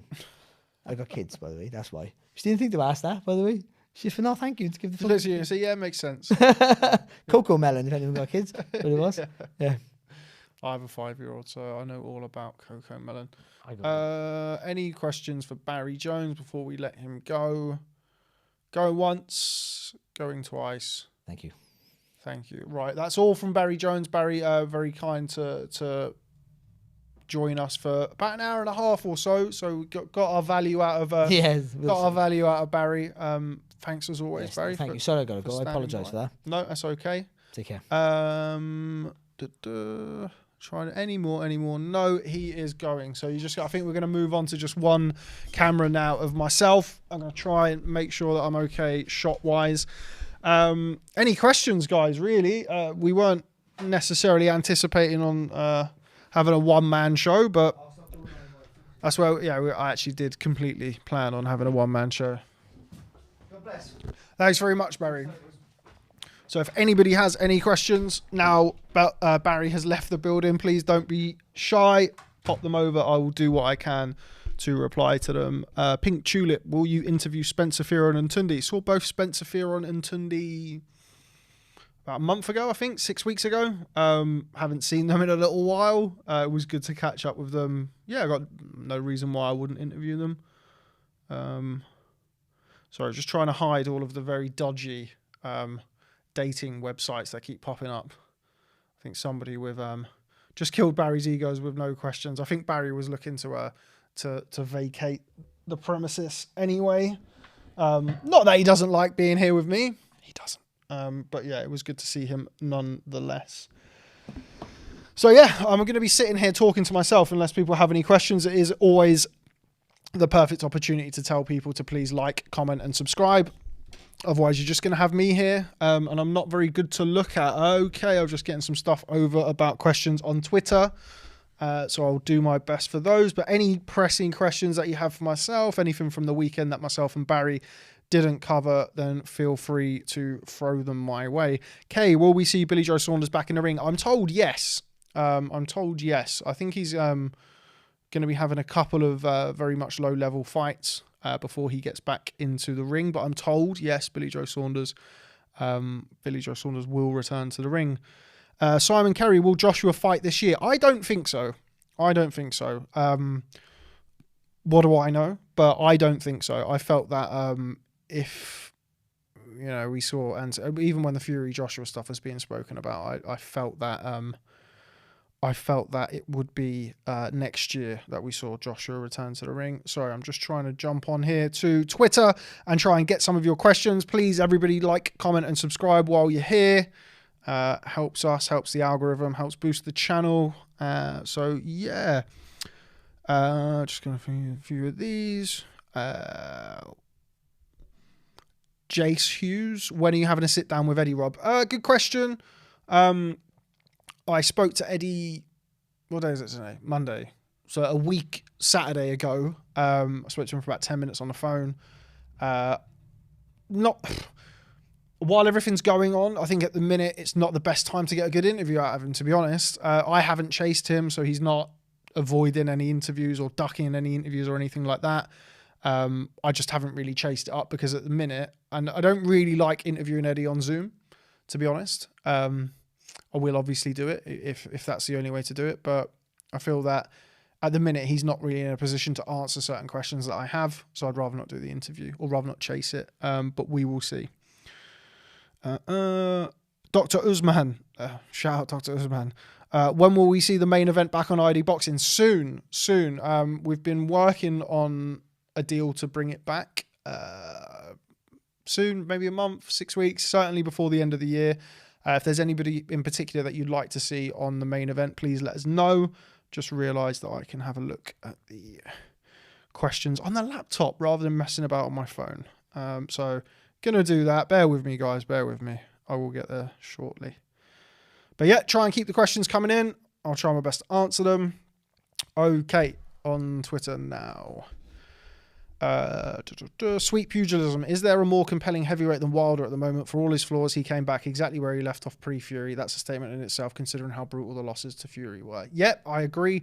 There's always that sense of danger when it comes to Wilder. That's what we all tune in for boxing for. You want me to sit up? Yeah, so sit up, apparently. I'm okay here. I can see it on here. Okay, anyway, we're all right. Right, let's just try and stay simple. Yeah, so I agree. I think Deontay Wilder is a very compelling case. We've got plenty in the chat here, so we're going to go for these so far. Teddy Bess, at what weight is Billy Joe likely to come back at? I'm not sure, mate, to be honest with you. I don't think it'll be super middleweight, certainly not straight away. Greg Johnston, think Kell Brook will return to the ring? Yes, I do. I've heard next year. So we wait and see what happens with that. Dillian White's next opponent. I think it's going to be Jermaine Franklin. Unbeaten American, not boxed at the highest of high levels, but obviously Dillian White coming off the back of that stoppage loss to Tyson Fury. I think he wants to get a win. And you never know, it's heavyweight boxing. But yeah, Dillian White's next opponent, I believe, according to reports, is Jermaine Franklin. Rob, how do you think this Conor Benn thing will pan out? Eddie insisting there's more to the story, but most experts thinking the positive test can't be justified in any way. It's a good question. I'm not really too sure. I think Eddie and Team Ben are very much keeping their cards close to their chest with regards to what happened with Conor Benn's positive VADA test. We did the sit down with myself, George Groves, Barry, now left the building, and Declan Taylor, where we kind of addressed that. Without kind of mitigating circumstances. You are looking at a 4-year ban from UKAD. Doesn't mean, of course, there isn't a mitigating circumstance or a reason why clomiphene was found in Conor Benn's system, but it will be, of course, up to Conor Benn to clear his name and prove that he's, in his own words, a clean athlete. And I think we'll probably start seeing more on that, hopefully, in an official capacity from UKAD, VADA, the British Boxing Board of Control, in the coming weeks. Pink Tulip, I'm happy you got Andy on staff, top Brummie. He's from the Black Country, mate. He's not a real Brummie. Yeah. But yeah, big up Andy, of course. Will the World Boxing Series return? I assume you mean the World Boxing Super Series. Yeah, I think so. But when, I'm not sure. Of course, the Sauerlands now very much got their hands full with Wasserman. So I'm not too sure. They announced the super featherweights for the women, but we've not had that just yet. So I'm not really sure, to be honest with you. Do you think Devin should move up to 140 pounds? I'm not really sure, mate, to be fair. I think everybody, we just spoke about it, myself and Barry, felt that he looked not at his best on the scales, but he performed very well, arguably performed better than he did in the first fight. And he said afterwards that the big fights are at 135. It's not easy for him to make the weight, but he's still a young man. And I think he probably does stay at 135. Should he move up to 140? I'm not really sure. I'm not an S&C coach or a nutritionist. I don't know how easy he made the weight. It looked like he struggled, but I don't know. I think his performance didn't really show any kind of ill effects of making the weight. So I think he probably does stay at 135. Richard V, Triple G versus Eubank Jr. Who do you and Barry have winning? Well, I can't speak for Barry. But I would give the edge to Gennady Golovkin in that. I think even though he came up short against Canelo, he, in the second half of the fight showed that there's still a bit there. He does still have the best win of 2022 at middleweight, that win over Ryota Murata. So I think, yeah, you would have to say Gennady Golovkin would be a favourite over Chris Eubank Jr. I think it's a closer fight now than it ever has been. Certainly when there was the original discussions with Gennady Golovkin to fight Chris Eubank Jr. and when Kell Brook stepped in, I think it's a closer fight now than it was back then, but I'd still favour Gennady Golovkin. No filter boxing news. Do you think Billy Joe is overrated? I personally do. Who are his best wins today? Lemieux or Andy Lee? Defo overrated. I think it depends on how you rate Billy Joe Saunders, to be honest with you. Really talented fighter. It wasn't just the Andy Lee and David Lemieux wins that he had as well. He beat John Ryder on the way up. He beat Nick Blackwell. Who else did he beat? Obviously beat Chris Eubank Jr. Obviously a very interesting fight. But I don't know. I think Billy Joe Saunders never really made the best of his ability. Everybody always used to speak about how talented he was as an amateur. He's still a 2-weight world champion. I mean, admittedly, Shifat Sufi for a vacant belt at 168 is not, a marquee name. But I think when you look at his achievements and still, in my opinion, I think he underachieved. I think his talent and his ability, maybe he could have done more. But I think that kind of shows a measure of how good Billy Joe was that people or myself think that. Gonna try and get to the Simon Carey. If you could make one fight before the end of the year, what would it be? Probably Spence Crawford. It's gone a bit quiet. I don't really like it. A little bit concerning for people who want to see that. But yeah, I think that's still, I mean, I know people you even get people who say like, I don't even want to see it anymore. Of course you do. But I still think it's personally the best fight in boxing. Other fights like Bivol versus Beterbiev, I'd love to see that. Obviously it's not going to happen because of the fact that Bivol's boxing Zurdo Ramirez on November the 5th. Gervonta Davis versus Ryan Garcia. I really like that blend between them. I think it's a really good style matchup in the ring, and I think personality-wise outside the ring, I think that's a great blend. I think it'll be very, very interesting as well. So I quite like that. No filter boxing news, yeah, but never beat anybody world class. Yeah, I mean, Lemieux and Andy Lee, they are world class. Are they elite? I agree. But yeah, I think Billy Joe Saunders is a good fighter, but I think could have done more and may still go on to do more. As I say, I do think he is coming back, or that was certainly the last information that I had. T Tom, loving the podcast, mate. Keep them coming. Thanks very much. Shout out to T Tom. Make sure you hit that like button and subscribe, and everybody else in the chat as well. 312 of you, 118 likes. If you just bash that like button just a little bit, then it will help us with the algorithm.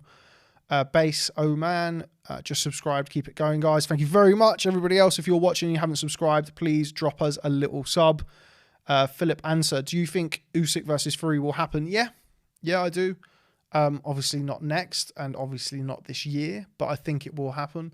I think either early 2023, say early sort of March 2023, and if not then, some point towards the end of next year. I think there'll be enough money on the table and we'll see that fight in Saudi Arabia. 360 VR, when's Ade coming on for a live? When he starts replying to WhatsApps, mate. I remember a good period of time where you can message Ade, be at home, be sitting in his green chair, looking out the window, doing the dishes, like doing a bit of painting and stuff like that. Just didn't really have much on, to be honest. It was great. So every time I used to message him or call him, straight on the phone, hey Rob, hey, like before I even got a dial tone, he'd answered the phone, how you doing? Now, mate, I get put through to his secretary, I get put on hold, and like Mr. Oladipo will speak to you now. I don't know why Gareth A. Davis is his secretary, but anyway, moving on. We'd love to have Ade back. He hasn't made his ID boxing debut yet. So everybody, if you can jump on Twitter and just abuse Ade, just abuse him at Ade_Oladipo. Just give him some stick. Tell him that he needs to get on ID boxing. He needs to start replying to Rob Tebbutt's WhatsApp messages.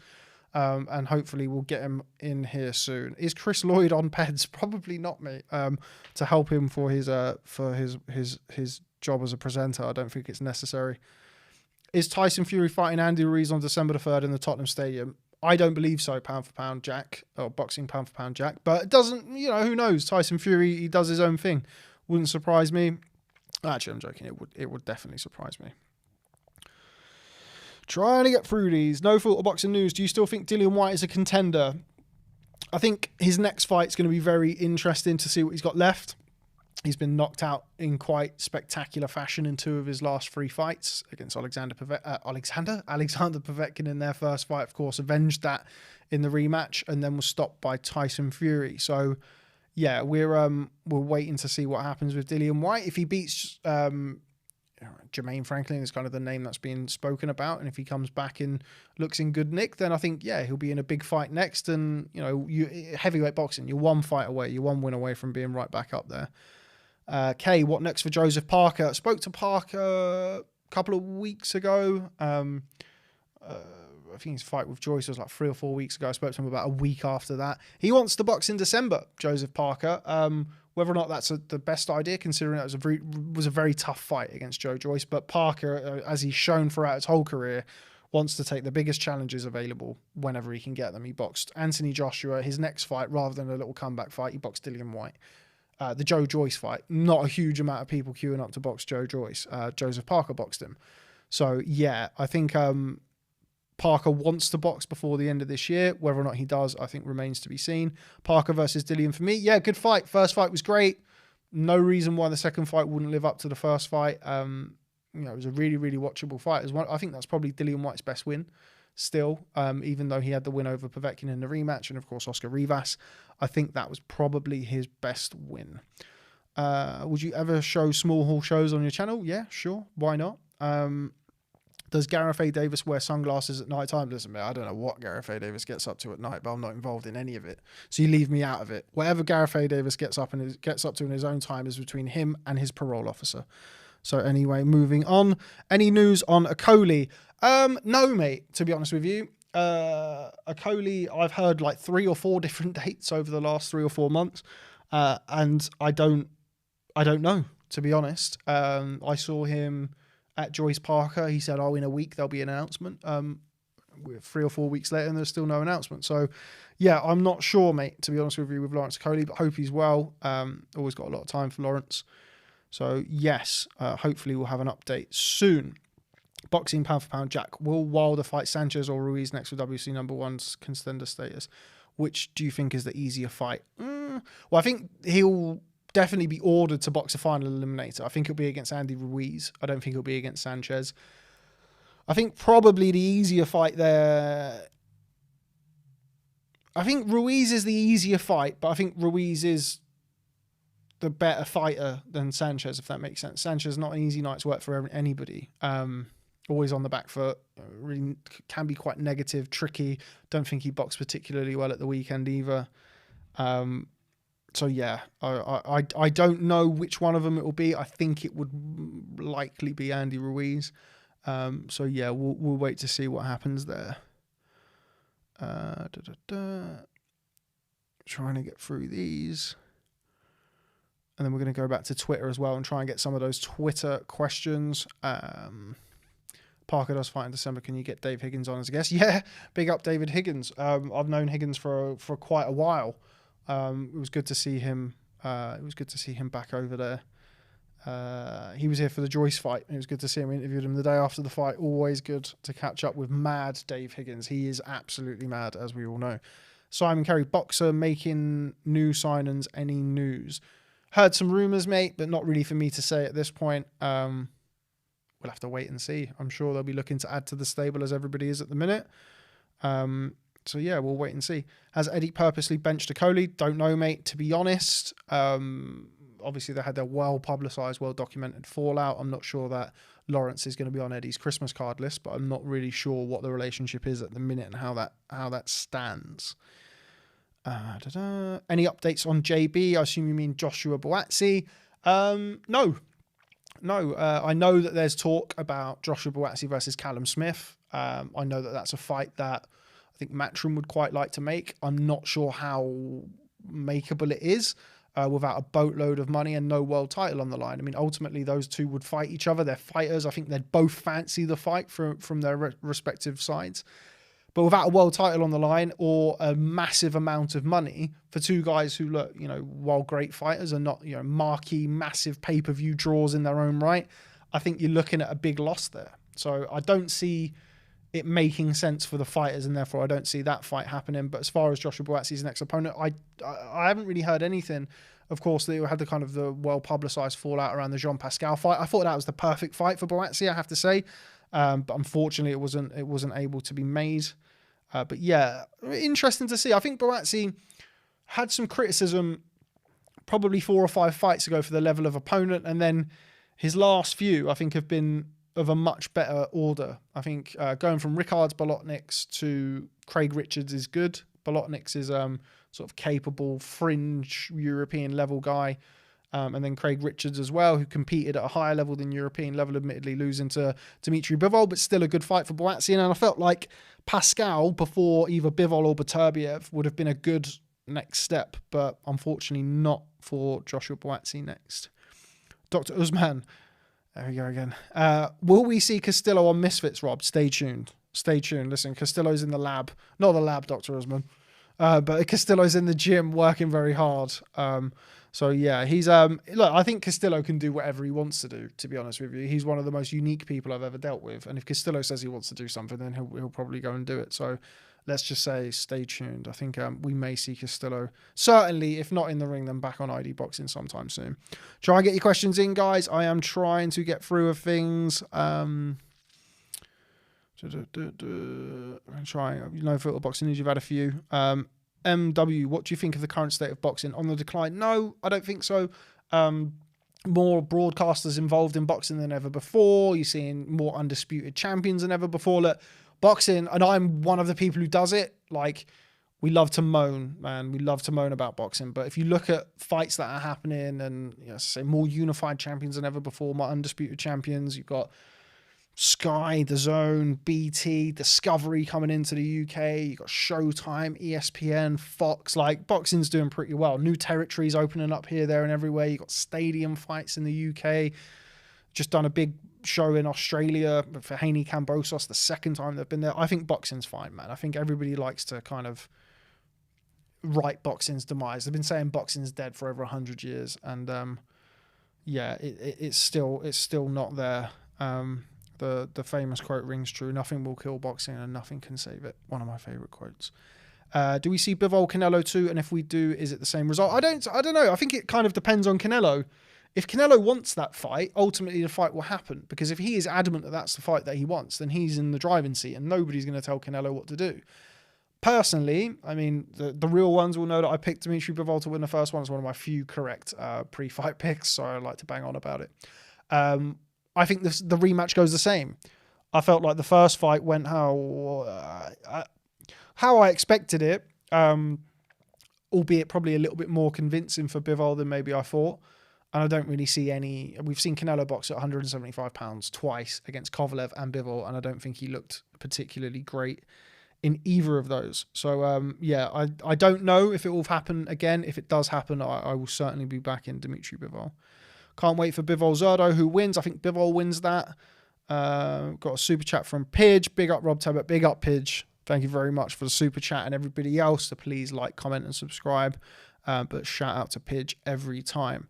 Can't wait for Bivol Zerdo, who wins. Yeah, I think Dmitry Bivol wins that. I just don't really know how good Zerdo is, which sounds mental for somebody who's had over 40 fights and already been a world champion. But do you think Bivol kind of that in and out style? And yeah, I think he beats him. I think he beats him by decision. And Spencer, how do you think Josh Taylor going to Joe McNally might affect his performances going forward? What does he bring to Josh beyond what he's already got? Good question, really. Joe McNally's not somebody I know a massive amount of. Obviously, trains fighters out of Liverpool. He's got Kevin Agyarko. He's got JJ Metcalf. Did some work with Liam Smith. Very respected coach at a Rotunda gym. Josh Taylor, one of the best fighters. I think it's easy to forget that Josh Taylor is one of the best fighters in the world at any weight class. He was very, very below par against Jack Catterall. And he'll need to be much, much better for the rematch. if he's going to get the win. And he felt it was the best thing for him to go and join Joe McNally. I'm due to catch up with Josh at some point, so I'll try and get a little bit of an insight as to his reasons for going there. But he's obviously felt like he needed a change and a freshen up before that Jack Catterall fight. And he's landed on Joe McNally. I'm pretty sure a fighter of Josh Taylor's caliber wasn't short of offers. So he must know, or he must feel that he knows that Joe Mack will be able to bring that little bit out of him. Kay, could Savannah Marshall done anything different at the weekend? Personally, I don't think so. I thought she boxed well.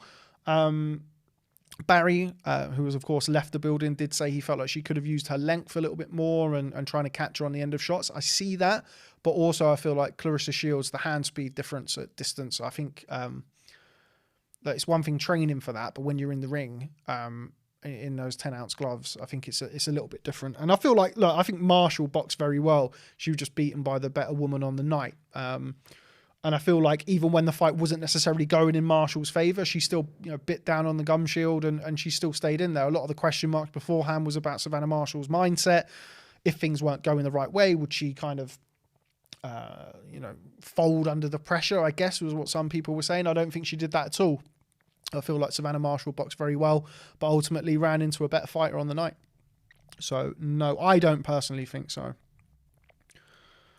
I'm going to try and get through these.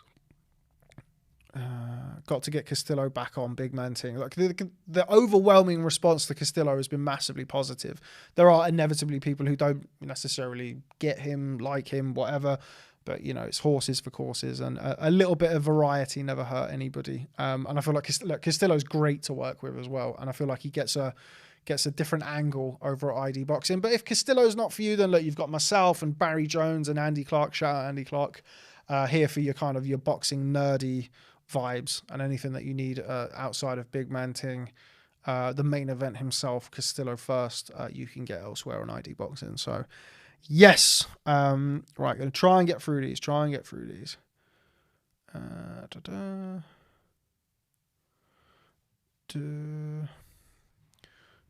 get through them, guys. Sorry, I just need to maximize that. Ask Barry, did any of his 6 other brothers box? I can't now. He's gone. Was Liam Paro versus Brock Jarvis a massive mismatch? The Jarvis guy was fighting at 118 in 2019. Yeah, I mean, I don't think it was a mismatch. I thought Paro would win by stoppage because I watched Brock Jarvis's last fight against Friar Rodriguez, I think his name was, where he got hurt several times, and I felt that Paro's a neat career 140 pounder. So a lot of the weight classes that I had the same feeling as you when I looked at the weights. I was thinking Jarvis is not big enough. He's just been hurt down at 135. Paro, while not a massive puncher at 140, he's a career 140, and the old adage of weight classes for a reason. I think certainly on the back of everything with Conor Benn, everybody's piling into Eddie at every opportunity at the minute. Yeah, people know that I'm not in the business of doing Eddie any favors. He's not my friend or anything.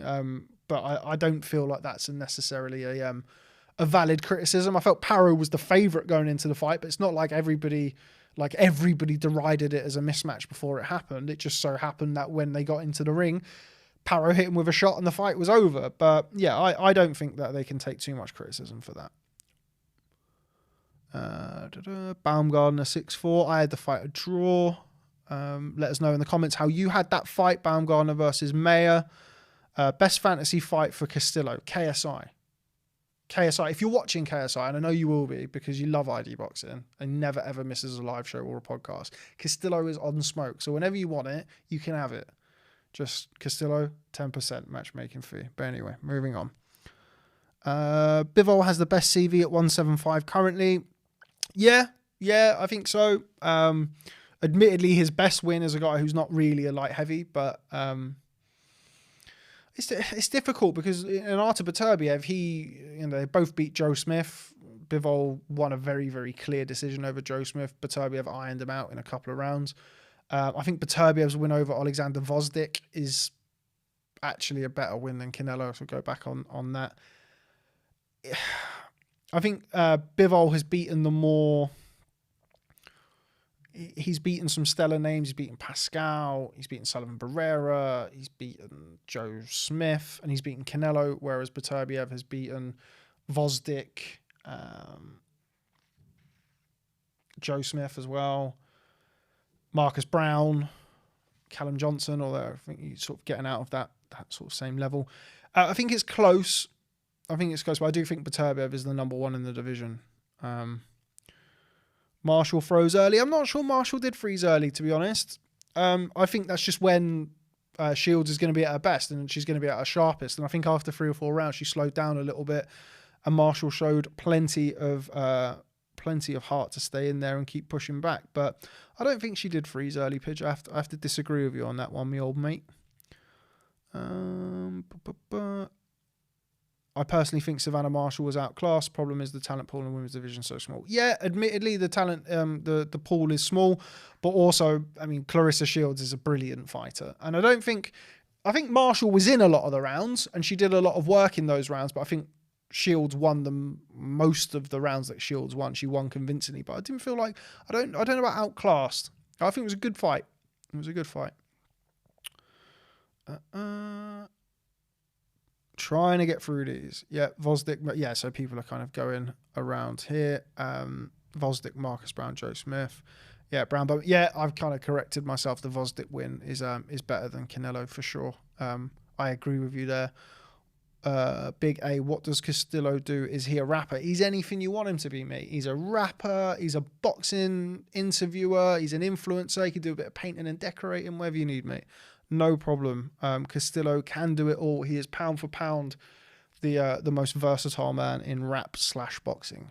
So yeah, going to try and get through some more questions. Going to take a few from Twitter now. Sorry if I keep touching my nose. I've got like a very annoying kind of itch in the nose. I'd like to blow my nose, but I think it'd be pretty grim if I did it on camera. But anyway. How big is Big Mo, says Mr. Jones. Massive, mate. Absolutely massive. He's a big fella.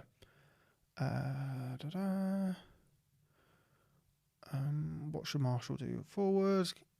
Any other questions in here? There's not a mass amount of questions in here. Breaking news, Gareth A. Davis says Aloyola Depot Secretary. Shout out to J-Mac. Hopefully he's still watching. Is Wilder once again seen as a threat? The boxing madman asks. Absolutely. Absolutely he's a threat. I don't know if he was ever not a threat. But yeah, he's certainly a threat. Any kind of questions over, look, let's be honest, so Robert Helenius isn't Tyson Fury, he's not Alexander Usyk, but he's still a solid kind of fringe level guy. And Deontay Wilder dealt with him in spectacular fashion. So yes, he very much is a it's interesting. Brown Bomber Castillo is Mike Costello. Castillo is like a therapist, man. Go to him with your baby mama dramas. Yeah, relationship advice. Anybody who follows Castillo on Instagram will tell you that he's very much the man for your baby mama dramas. So yeah, you can definitely shout out Castillo for any relationship advice. Does Spence Crawford happen? Yeah, I think eventually, whether it happens this year or not, I'd probably say no. The date that they were talking about was, my nose is absolutely doing my head in. The date that they were talking about was November the 19th, but I think it's got a bit too late for that. Are you looking for tissues?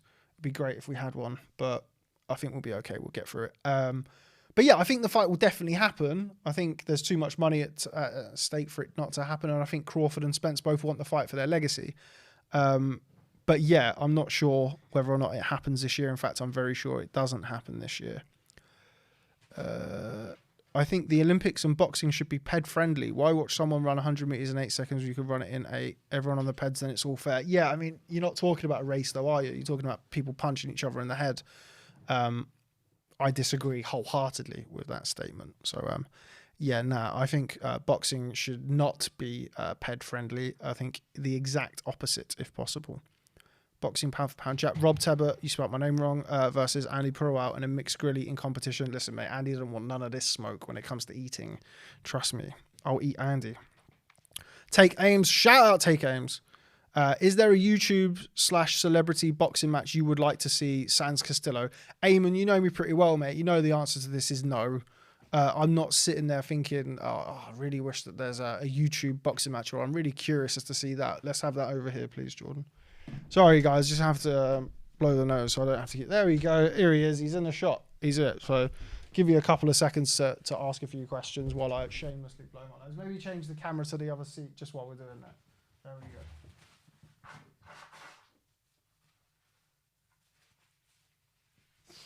Sorry, guys, you don't get that on Sky Sports News. There we go. Just stopping to blow my nose a little bit. But anyway, so try and finish up. We've got about 7 minutes, I reckon. If we're out of here in 7 minutes, I think we'll be okay. So, yeah, let's try and get through some questions. Brown Bomber, who would you say was the standout performer for this great weekend of boxing?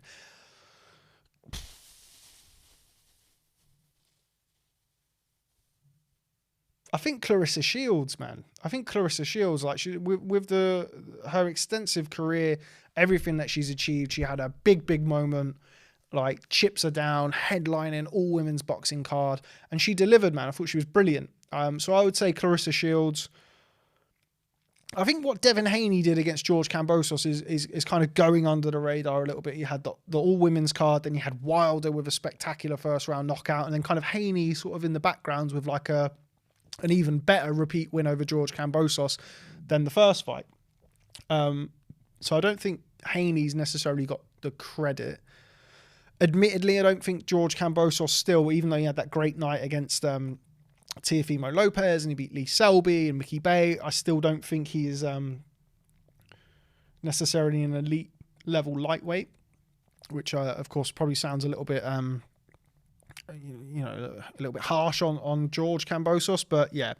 But overall, ultimately, the question that you asked, sorry for me veering off, I would say Clarissa Shields. I think Shields had the performance of the weekend.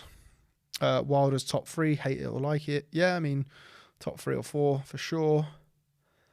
Helenius, very smart matchmaking. He was knocked out by Gerald Washington a couple of years ago. Yeah, he was. I think the general feeling amongst us, I say us, it's only me here at the minute, was that Helenius, when he's up for it, can be a right handful. And when he's not up for it, he can get knocked out by Gerald Washington. I thought he would prove a little bit more resistance to Wilder, I have to say. I felt like it would go a few rounds. I didn't think there was really much chance of Helenius winning the fight. But I felt that on the back of those wins over Kalnacki and obviously a very different opponent, that Helenius may have had a little bit more bit between the teeth. And unfortunately, I think he made it a little bit easier for Wilder than it had to be. Kind of marched into range, hands down, and you can't get hit by Wilder. So, yeah. Wilder just doesn't have the names to be my top 3. Paro's crazy. Yeah, there's a fair argument for that, I suppose. John Cena is a guest there. Yeah, well done. Were you out with Calla at the weekend? Nose issues and that. Don't know what you're talking about, mate. But no, I wasn't out with Calla at the weekend. I was at home. Yeah, completely agree. Yeah, solidified herself as the GOAT. I think so as well. What do you guys think? Is it Clarissa Shields or Katie Taylor? Who's the GOAT? Who is your greatest woman of all time? Comment underneath because we're going to be out of here in 4 minutes. Rob, have you ever done any voiceover work? Yeah, long time ago, probably about 10, 11 years ago. Can't remember what it was for, to be fair. Voiceover work's great though. You just sit there talking to a thing, read a script, and you get paid. It's good. Ben Faruqi, shout out Ben Faruqi. What next for Kambosos? I know he was talking about saying, I'll go back and I've had 3 hard fights in a year. It wouldn't surprise me if that's the last we see of him. He's made good money in the Lopez fight, then the first Haney fight, he got paid very well, and then he got paid well for the rematch. He is a winner out of boxing.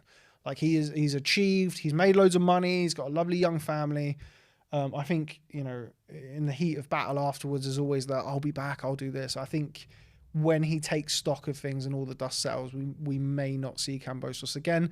If we do see him again, I think we may see him in the nicest possible way as an opponent for Shakur Stevenson, I don't know, maybe Lopez boxes him again at 140. Maybe there's an appetite for that. But yeah, I don't really know, to be honest. I would like to see him retire healthy, financially well off. But as I mentioned to Barry earlier, it's not really up to me or what I think. Brown Bomber, what's your next event, Rob? Jordan, what was my next event? Jake Paul, Anderson Silva. No, my next event. I'm not going to Jake Paul versus Anderson Silva. Trailer. I'm not going to that. I don't know.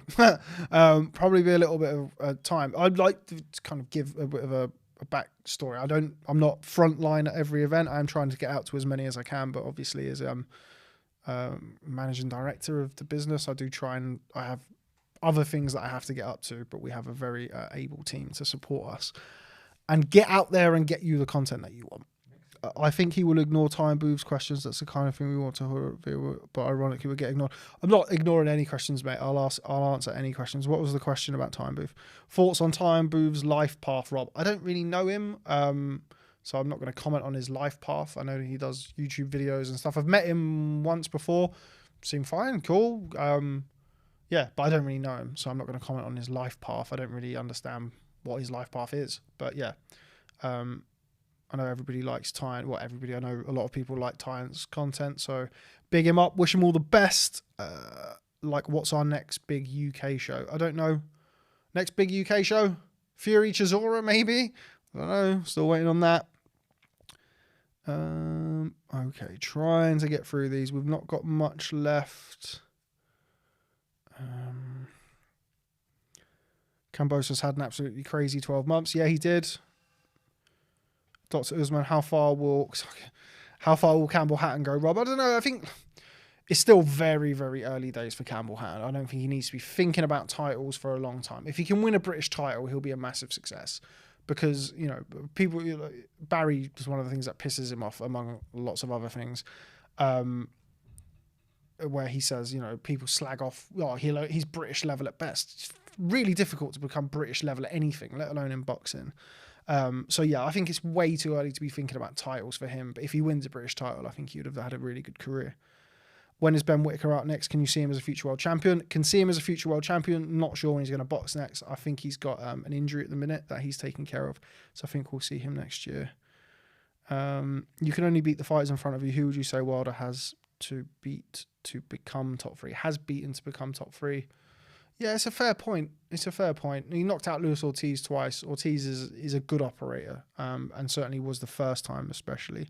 Fair play, mate. I know there are areas you can't veer into. I do what I want, mate. I'm the boss.